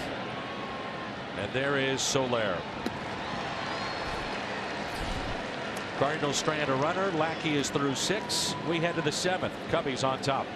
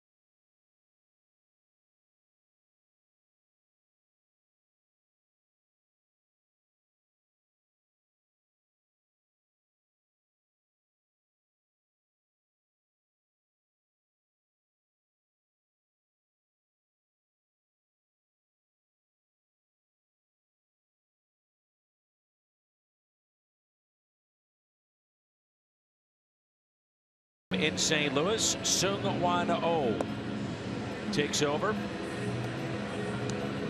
This guy's been really good for the Cardinals. He's in relief of Adam Wainwright, who gave up 7 hits and 3 runs.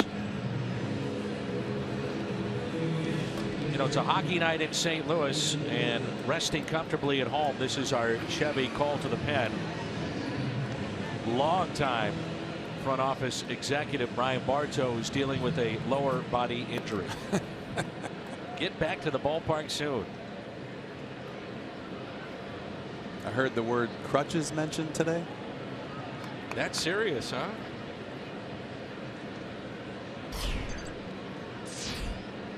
It's just not the same without him here. A lot of chaos going on. Not from our side of things, though. We're fine. Brian's been around since the 1980s with the St. Louis Cardinals. Does a great job. 0-1 pitch. Now 0-2. Appearance number 22 for O. In 8 of the 21 he's been in, he struck out 2 or more in his appearances.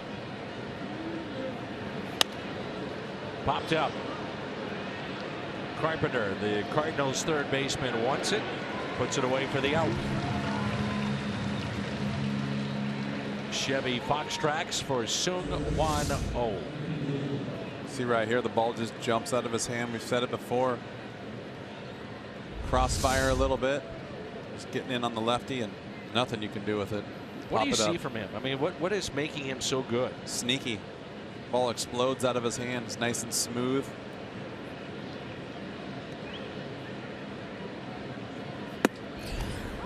So he hides the ball back behind his body. Stocky and strong. It's a big guy, actually. He's thick. 0-1 pitch to Rizzo. He's hitting 95 on our gun. We don't normally see that. Getting stronger. He's been mostly around 91, 92.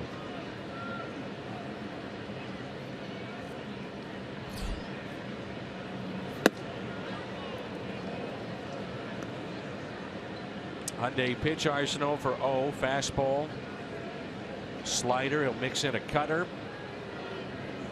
and the changeup. Changeup. He'd be the hardest guy to do a Hyundai pitch arsenal with, because if you really break down what he throws, it's 4 or 5 different pitches, variations of his changeup, the slider. Try it again. There's Carpenter with the shift. 2 times tonight he's had to catch the ball up the middle, make a play. Have to take ground balls there. Batting practice from now on. Shouldn't be too foreign to him after he played a year of second base. I'm sure he's played some shortstop in his day somewhere.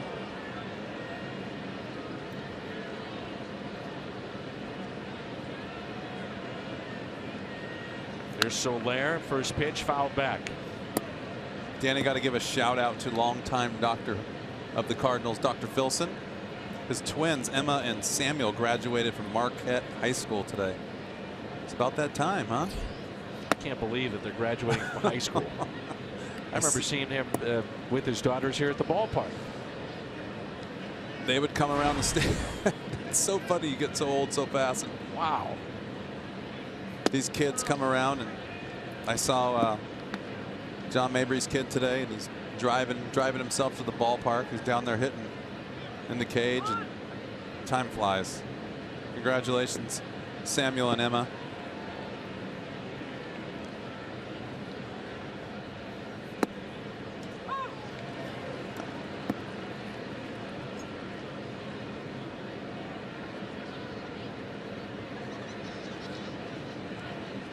The 2-2 on the inside corner, and a strikeout for O. Cubs go in order.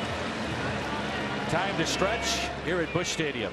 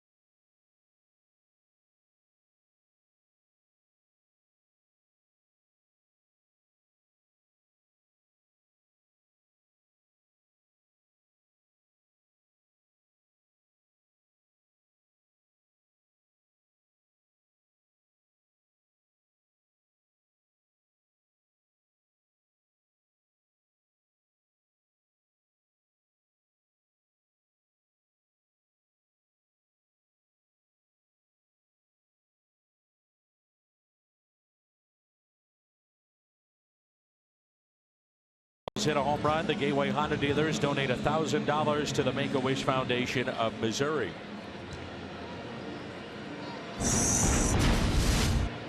Race to the top, and you see how the Cardinals, for the most part, have dominated the Central Division, and this year, 47 days, the Cubs have been in first place here in 2016.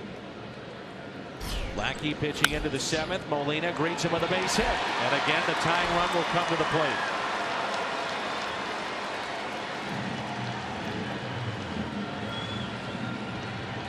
See, Yadi, right here is what you got to do against John Lackey. You got to be ready to hit for the mistake, and right here he throws a 4-seam fastball right down the middle.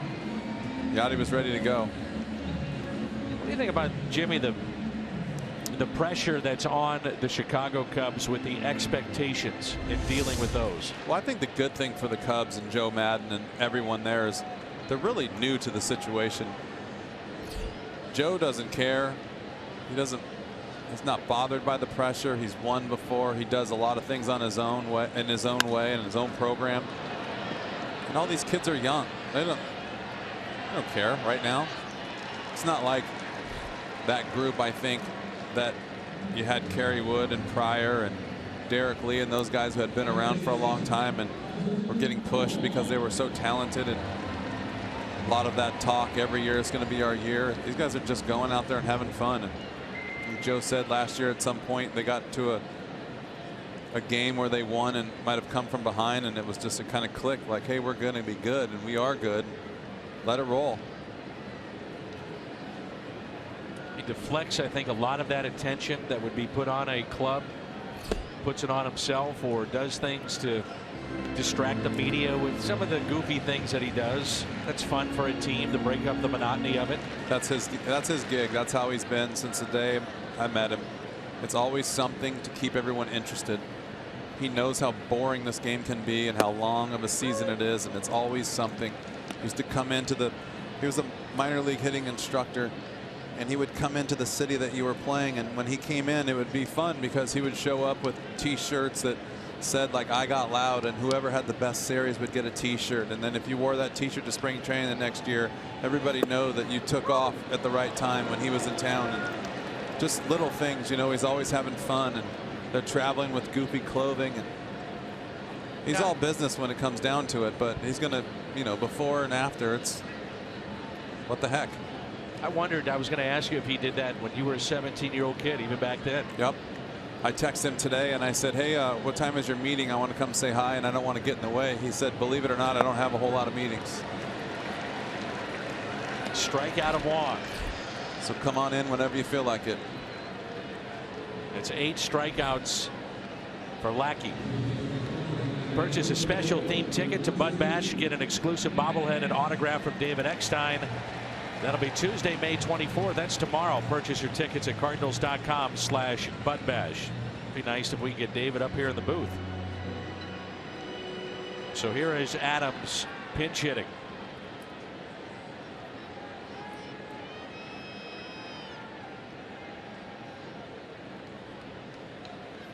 This is interesting here, and I wonder how the Cubs would have played it if no one was on. Teams are shifting 75% of the time against Adams. 68% of his hits, though, have gone to center or left. They're shifting, but not nearly as much. Dexter Fowler's almost in East St. Louis. He is a deep center. He's got a good look at the yards from way back there. Bryant is deep in right, Soler deep in left. That's now Matt Caesar has taken over in left. Here's a 1-1.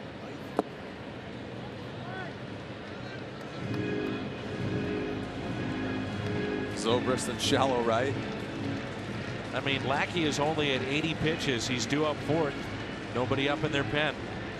No reason to be. Yep. That'll all change with a couple of hits. Adams with a high fly ball. Center field. Fowler is back at the wall. We are tied. Off the bench. Adams, a 2-run bomb. And it's a brand new game here in St. Louis.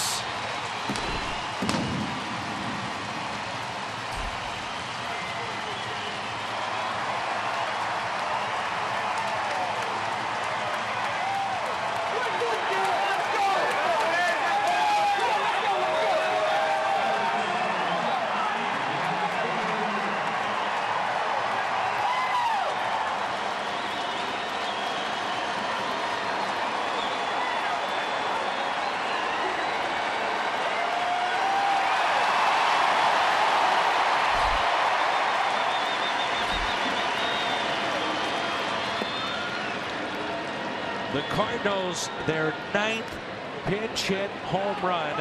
We are only in May.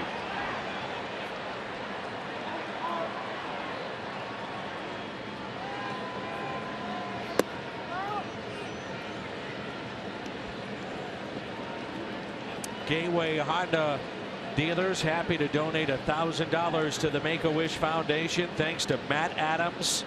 2-run shot to center.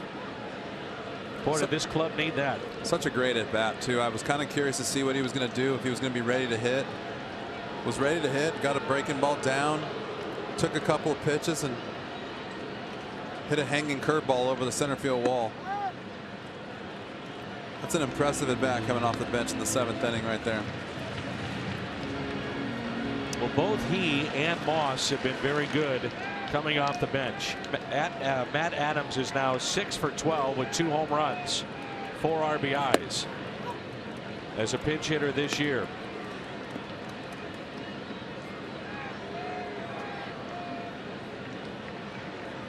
Nine pinch hit home runs. 3-2 pitch to Carpenter. And Lackey gets the strikeout, 2 in the inning, and 9 tonight. But Adams off the bench has tied this up. Long home run to center field. The hanging breaking ball. He knew what to do with it.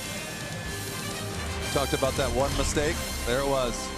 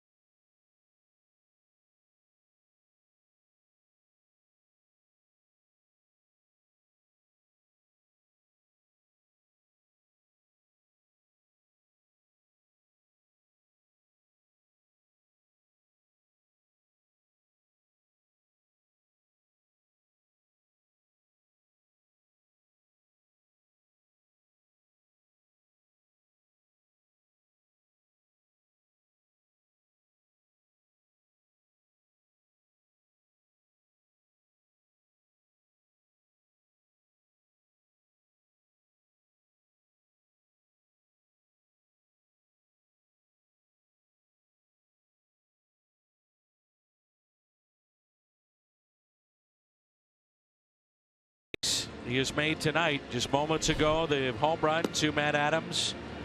A 2-run homer to tie this game up at 3. And now Kevin Segrist will come into the ball game. Our Chevy called to the pen. And this big lefty, Jimmy, has been really good again this year. And he can be really good the way he throws the ball with his velocity, his changeup, curveball. Kind of cuts the ball a little bit. Ball runs around.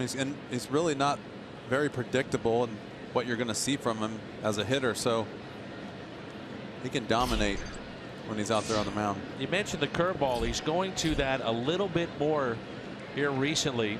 Pitch he really worked on in spring training, but he'll do it against the lefties.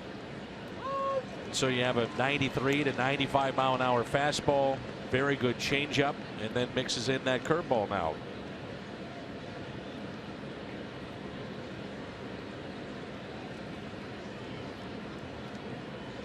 Here's the 0-1.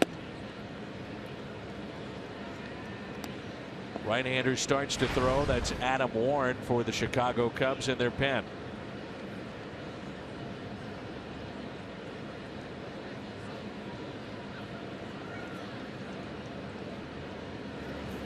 Cardinal pinch hitters, 9 home runs this year, 23 RBIs, and an on-base percentage of .450. It's incredible.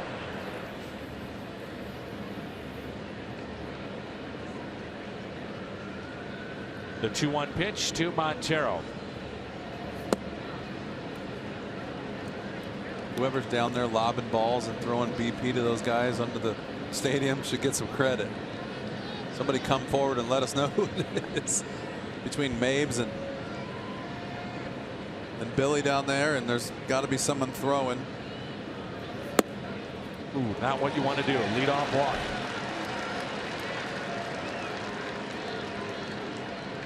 I remember when your former teammate Aaron Miles parlayed a good run here in St. Louis to sign a free agent contract with Chicago, and he was struggling coming off the bench, and he was a good pinch hitter for the Cardinals. Gave you a good at bat. And I said, why are you struggling right now? What do you think it is? As Travis Wood, the lefty that works out of their pen, will be the pinch runner for Montero. They carry 3 catchers. And he said at Wrigley Field there's nowhere to go hit, to get loose, to get warm, especially when it's so cold. You just come off the bench and you've got to be ready to go. And he said, I'm not trying to make excuses, but it's hard to get loose at Wrigley Field. They had a net in the old weight room. The weight room was smaller than our TV booth up here, and they had a net, and they would do soft toss in the middle of the weight room. That was it. That was it.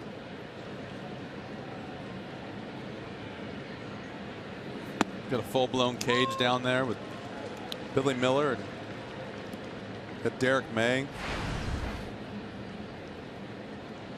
John Mabry, a few of the guys that stay around that throw batting practice during the game. Dennis Schutzenhofer. You got everything you need down there, plus TVs to see what's going on. 0-1 pitch, fouled back. That one caught our home plate umpire.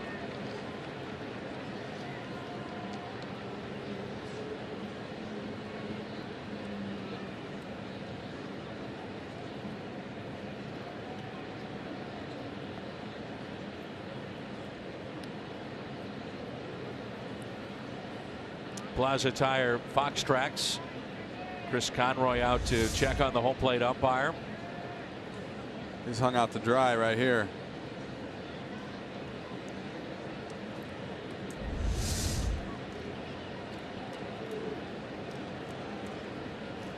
You know what's crazy is watching that movie Concussion, playing through what I played through, and knowing what I know now. The force of the ball hitting the mask is nothing compared to just your brain rattling inside your own head. The ball hits the mask and you hear it in your ears, but it's literally your brain rattling inside your head that stuns you. How did you get it? Was it diving for a ball? I jumped up on the wall and I jumped too early, and I came down awkwardly, and it slammed me back on my head. The wall shot me back, and I landed and snapped my head back and hit it on the warning track. It didn't knock me out, but it made me crazy for about 6 weeks to about 20 years. Sensitive to light. Did you deal with that? I had my eyes were the worst part. I couldn't see very sharp for 6 weeks. Had a ring around everything for a while. Everything I saw was kind of blurry, and there was no like real definite edge. So when you're looking at something and you can see the edge of your pen, I would kind of see a blurred edge that would look like there was 2 pieces to everything that I looked at. It's kind of looking at this like you're looking at the sun. You really can't see where the edge is.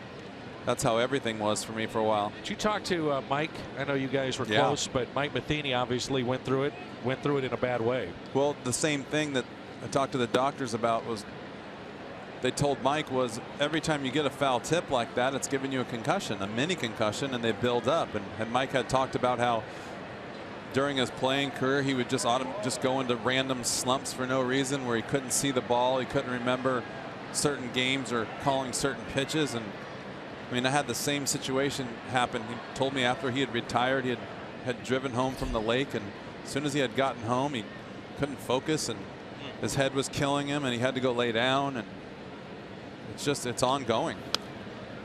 Our friend on the hockey side, Chris Pronger, has dealt with that for a number of years. And Chris, one of the real good guys in sports and NHL Hall of Famer.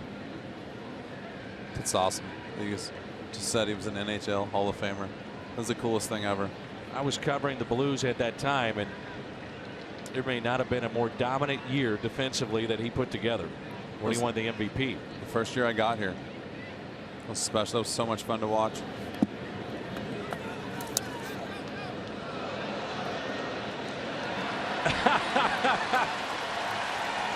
How about Yadi? A little trip, a little spin, but he's still ready to go. What a sense of humor he's got, huh? That's great. That's how good you are. Stepped on his end of his safe. Called himself safe. Got his cleats caught up on his pad.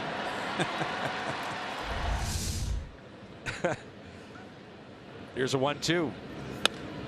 And a fly ball lifted out to left. Late break, but the catch will be made by Holiday.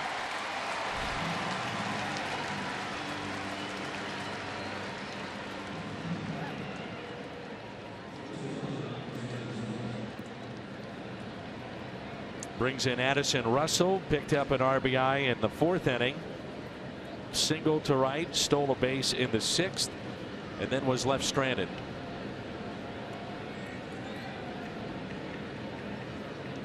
Segrist in his career against Chicago, 28 games at a 1.98 ERA. Here at home, it's barely over 1 against the Cubbies. Little changeup. Can they turn 2? Out at second, on to first, and they don't get him. Russell safe at first, and the Cardinals will take a long look at this one.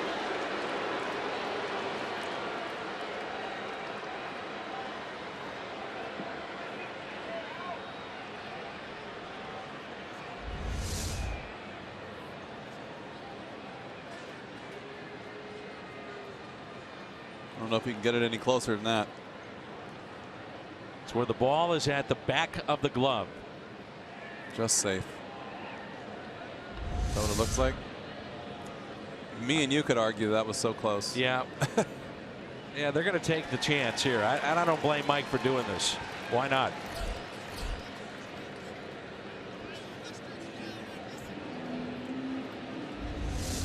We have had 380 reviews so far in Major League Baseball. 116 have been confirmed, 102 stands, 160 overturned. The average time of these reviews is 1 minute and 48 seconds. And when they start that is when the umpires get on the headset. Very, very close at first base. That's so close.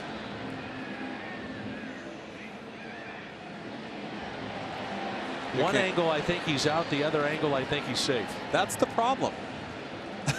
And I can't figure out which one to go with here. Well, I called him safe, so you call him out. All right. And then one of us will be right.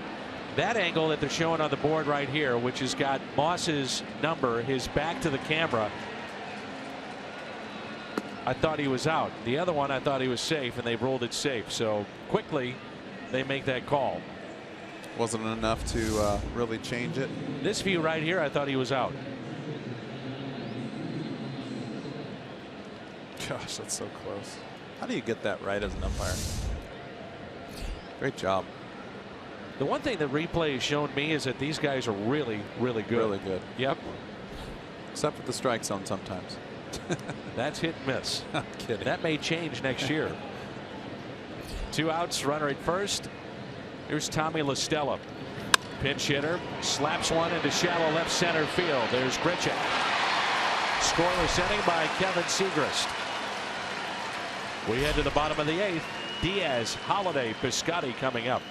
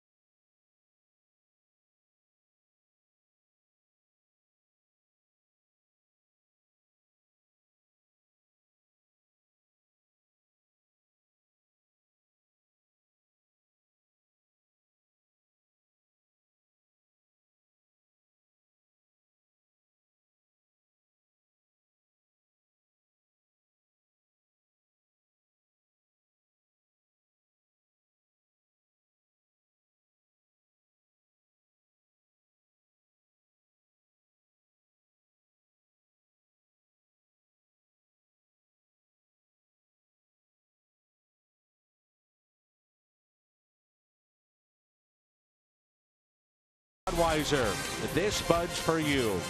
And by your local Volkswagen dealer.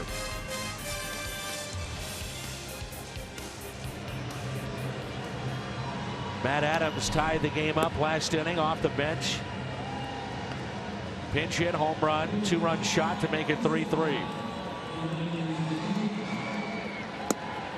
And this is our Chevy call to the pen. Adam Warren, who pitched at North Carolina, was with the Yankees, traded with Starlin Castro on the deal with the Chicago Cubs.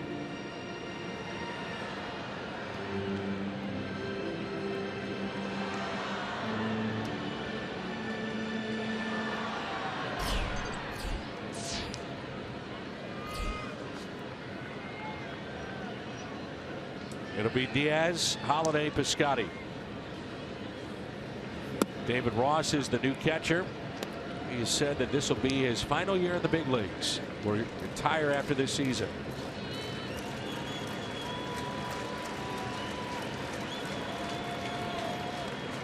Here's a 1-0 pitch. I don't know if I could make that decision during the season. For me. Want to let it play out, make sure it's out of your system? I think so. Maybe they're starting to give him gifts already. It might work out then. Right. In the long run. He's been playing a long time.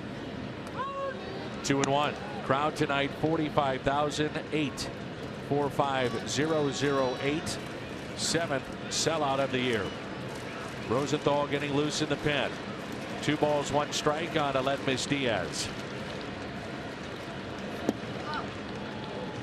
Ross has basically been the personal catcher, if you will, for John Lester. Anytime Lester's on the mound, David Ross is behind the plate. Starting to notice a lot of teams are pitching Diaz away, making him reach, getting away from his power. They set up away again, and Diaz pops it fouling out of play. Such a short down swing, swings down through the ball.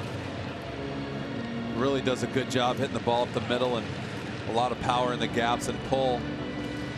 Not as much power to right field, so teams are trying to make him hit the ball to right. Short through the zone, so that means he's got to let the ball travel a little bit. Hasn't been doing that lately, so they're going to make him try and push the ball the other way. Reaching for it again, and flies to center. Exactly what you're talking about. He's done that for the 2nd time tonight. Done that a couple times the last couple nights. It's just part of his game, is down through the ball and out in front. Here you can see if he has to go get it, he's already kind of committed. Really the thing you can do there is, that's the type of hitter you are. You really just can't swing at pitches out over the plate. And you got to hope that the pitcher can't make 3 quality pitches out there. 1 out, and here's Holiday. John Lackey, 7 innings tonight, 4 hits, 3 runs, all were earned, walked 1, struck out 9, and hit 2. 1-0 pitch to Holiday. Single to right last time up. That snapped an over 13 streak.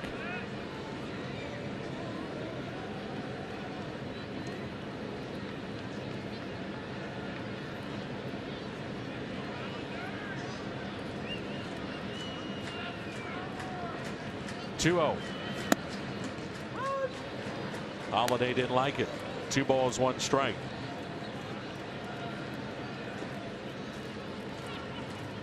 Last home run was on the recent road trip against the Angels back on the 12th. The 2-1 pitch. Hits it the other way. A line shot. But there's Chris Bryant.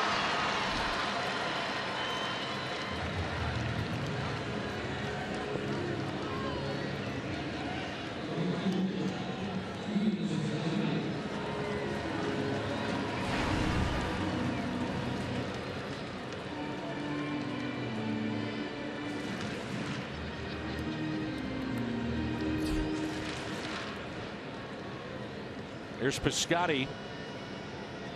Struck out, hit by a pitch, and popped out.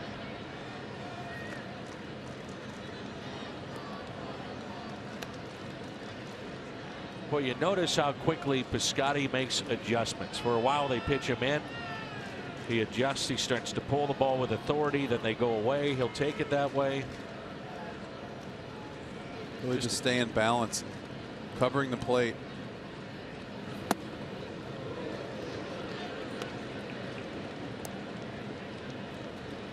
Recognizing the pitch when you can go for it, like that right there. He saw that like a hanging slider.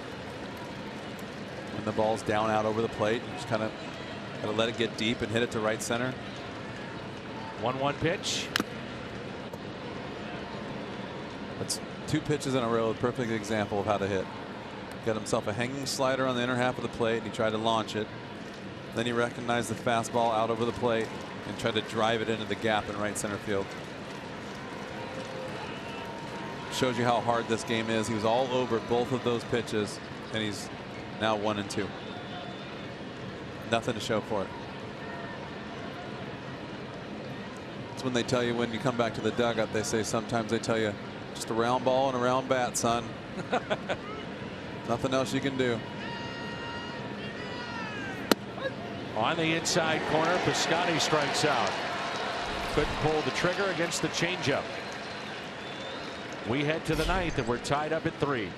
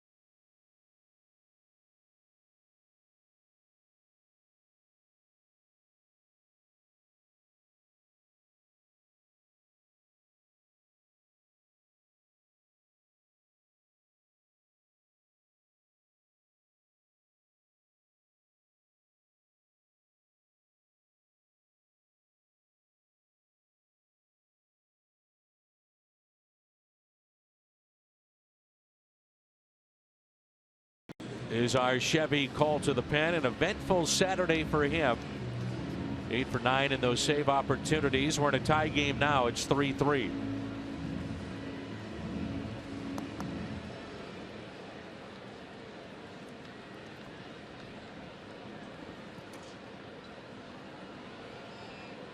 Gave up a single and a home run on Saturday.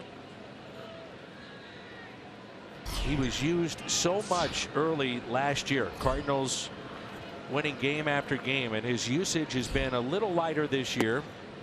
I just wonder if that's been part of the reason why the walks have been up.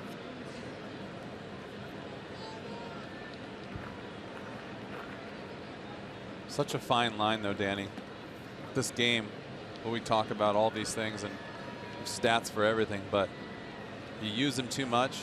His velocity's down. He's sharp. People say you're using him too much. You don't use him enough. His velocity's up, but he's a little wild. There's always going to be something. Matt Adams should have started tonight. He came in and hit a homer. Right. And you can second guess everyone all day long.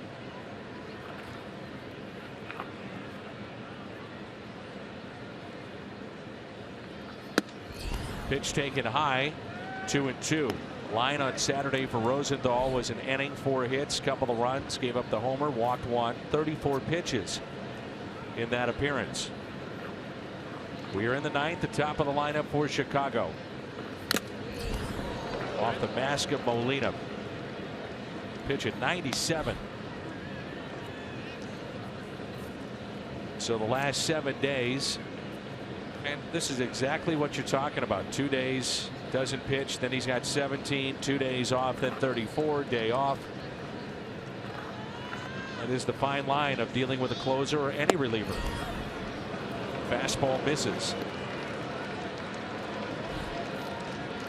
Like we talked about a second ago too, you have Matt Adams and Brandon Moss. Brandon Moss is 4 for 11 against Lackey. Matt Adams never faces him. 3-2 and a base hit into center. So you make your read on what you feel the best you can deal with.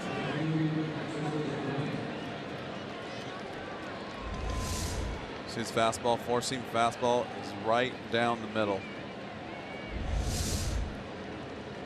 Not where you want to throw it, but sometimes it happens. The 12 walks in 14 innings against Trevor Rosenthal. Now Chris Bryant. Runner at first is Fowler. And Bryant hits it out of play. 0 for 3 tonight with a walk and a run scored. Welcome those watching the St. Louis Blues. Good ball game here tonight. 3-3 the Cubs and Cardinals in game 1 of this 3-game series.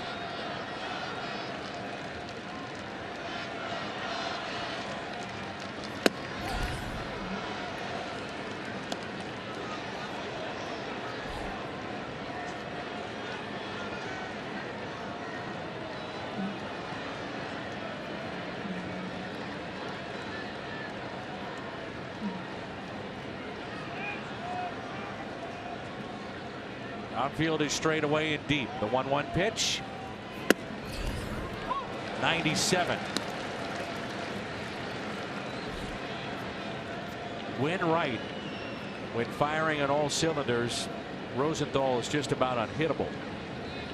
Changeup, curveball not nearly as much as he used to throw it, and a blistering fastball. Watch his windup too. It's quick and short arm. Not a lot to it. That ball can't miss by much. That ball should be a strike if it's on the plate, because it's definitely not high.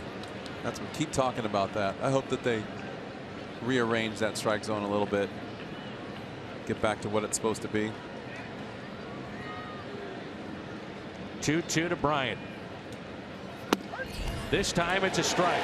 And Bryant is saying, wait a minute, the pitch before, you called it a ball. Pitch is a little bit lower. Probably in the same spot on the plate. I don't think he really knew what he was looking for there.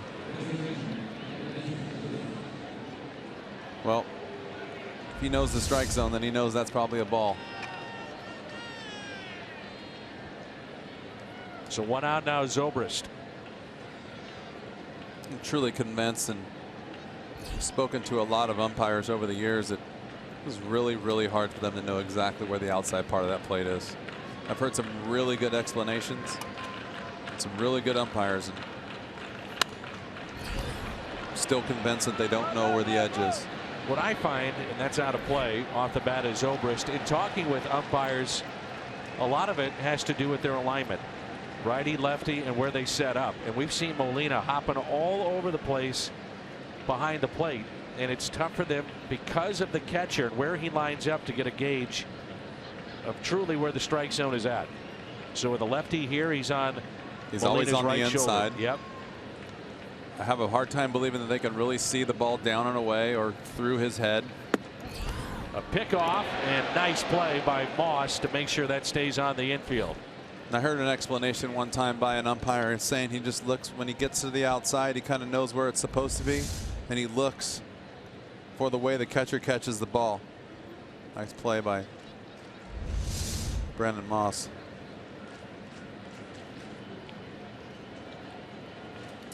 To keep an eye on Fowler with 6 steals this year.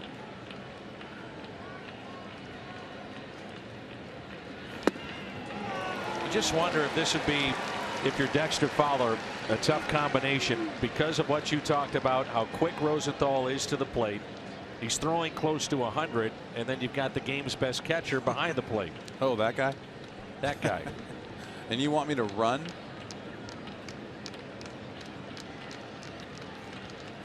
See what we got here. Went with the changeup again.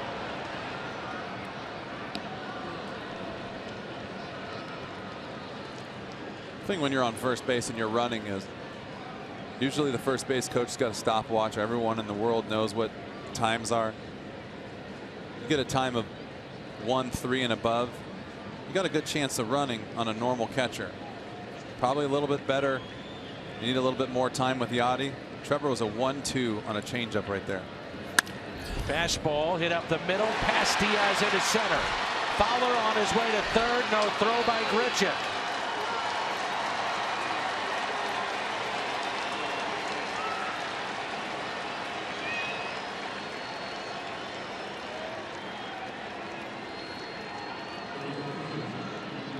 Looked like Grichuk would have had a chance to get Fowler, but no throw.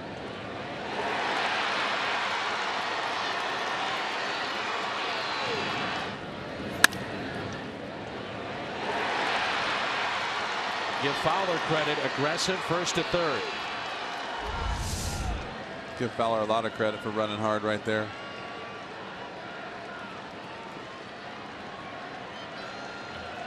And now Rizzo.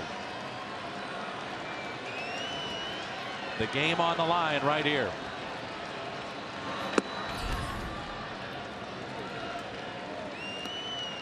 Inches away from a potential double play if Diaz gets to that ball. And instead, a chance here for Rizzo to put the Cubs on top. Hector Rondon starts to throw in the Cubs pen. 1 ball, 1 strike.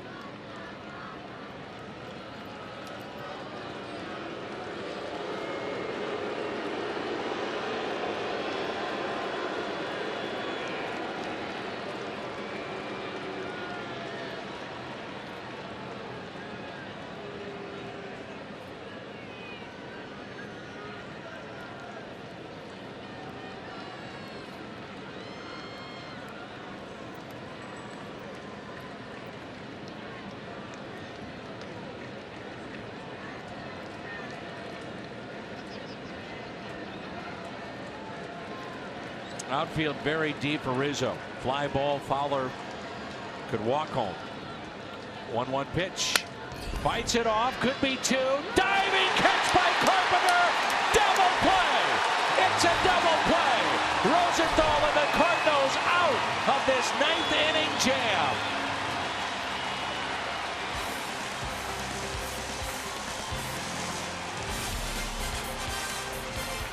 Just like you drew it up.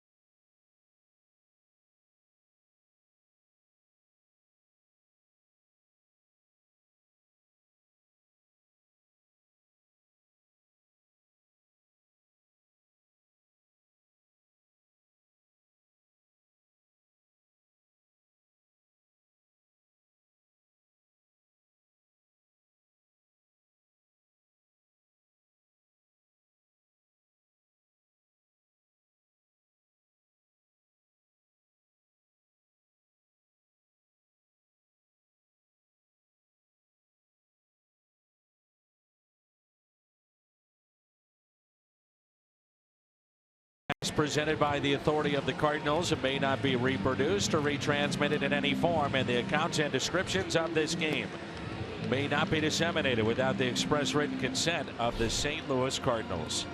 Of all things, a soft liner and a diving catch by Matt Carpenter and a double play keeps this game tied at 3. Just in time for this walk-off homer. I like it. Matt Adams tied it up off the bench with a 2-run homer to make it 3-3. That was off of John Lackey's second inning of work for Warren.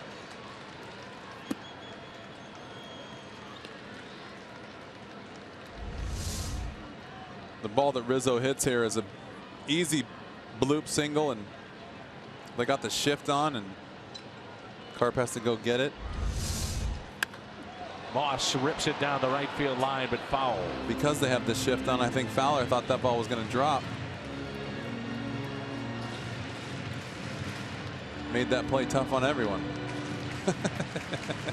The hitter, the runner, the third baseman.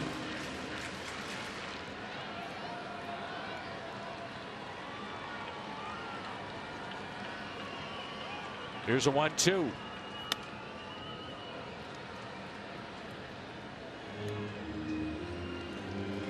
Lefties have been better against Warren this year. Righties very tough. We have seen 2 unassisted double plays in this game. Don't see that very often. The 1-2. Good take. Gonna get him a chase. He might be one of those guys that's a little sneaky, a little short arm. See a lot of the fastballs that he's throwing, or guys are a little bit late. Hopefully he'll hang this changeup or breaking ball. 2-2, had him out in front. It's popped up. Ross near the screen and out of room.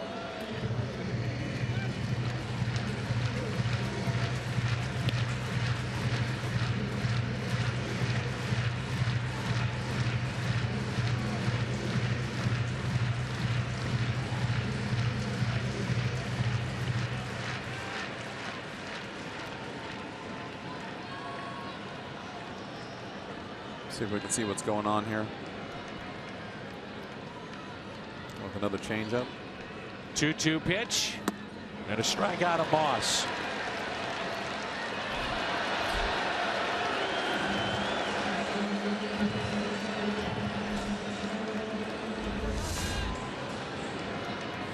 Wants the changeup right there. Definitely wants it down.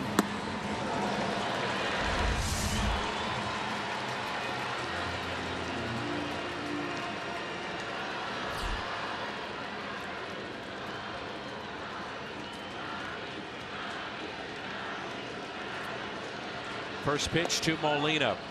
Bit surprising. No career walk-off homers for the Cardinals catcher that was brought up in 2004.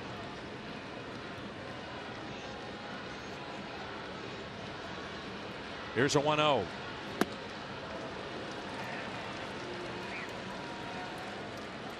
Just thinking about it a little bit. Getting out in front of a fastball.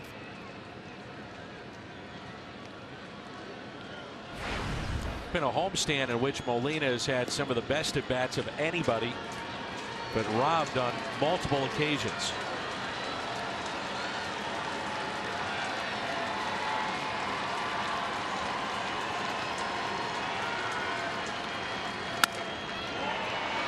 Backing up Russell. 2 down.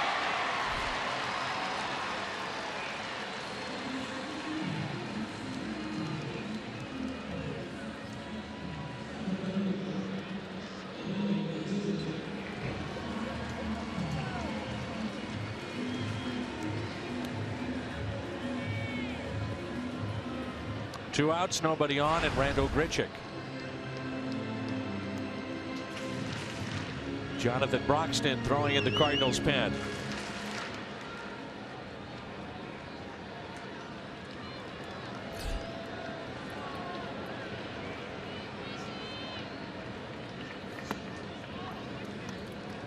Warren has only given up 2 home runs this season. Both have been to lefties.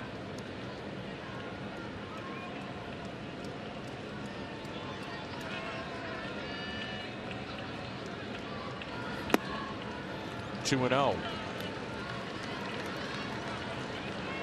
See, relievers come in and do a really good job of trying to keep the ball out over the plate, making the hitter go to the bigger part of the ballpark. It's the reason why you don't give up a lot of home runs. You don't let somebody just get out in front of one, see a fastball away. A lot of relievers don't like to pitch in because of that reason. They would rather make you beat them to the biggest part of the ballpark and not your strength than accidentally throwing one over the middle of the plate and letting you launch one into the strong side of your swing. 2 and 2.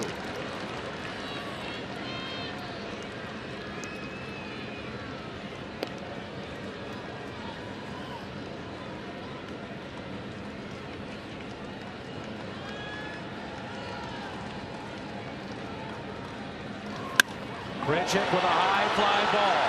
Deep right field. Just like that. It's gone! It's gone! Walk it off! Opposite field home run! Randall Grichuk.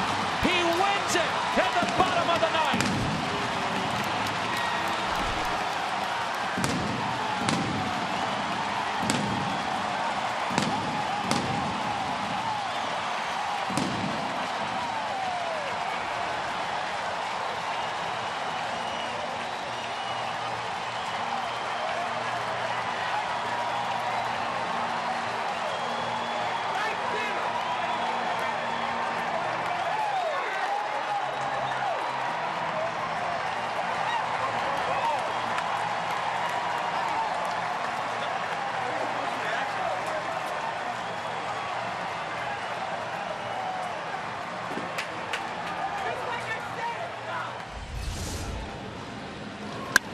That's some power there, partner. Randall Grichuk, opposite field home run.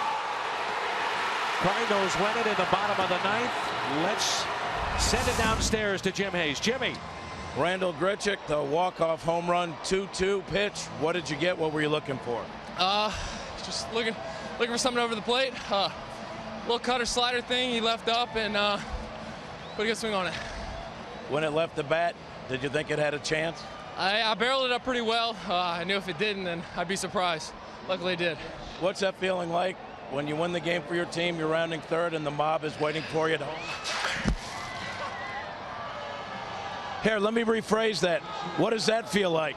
That's awesome. I've never had a walk-off hit before, so pretty special. To be in that position, you needed something big from Big City. He came through with that 2-run homer off Lackey, who was cruising. Oh, that was huge. You know, pinch hitting's been huge for us all year, and you know, coming off the bench cold off of you know, former teammate Lackey, that's a big at bat by City, right? All right, go enjoy this. Thank you. All right, guys. Randall Grichuk. It is on to the post-game show. Randall Grichuk, opposite field home run. The 2-run homer by Adams to tie it. Grichuk in the bottom of the ninth. He wins it. And the Cardinals take game 1. Some fun here tonight here at the ballpark. Post-game show is next.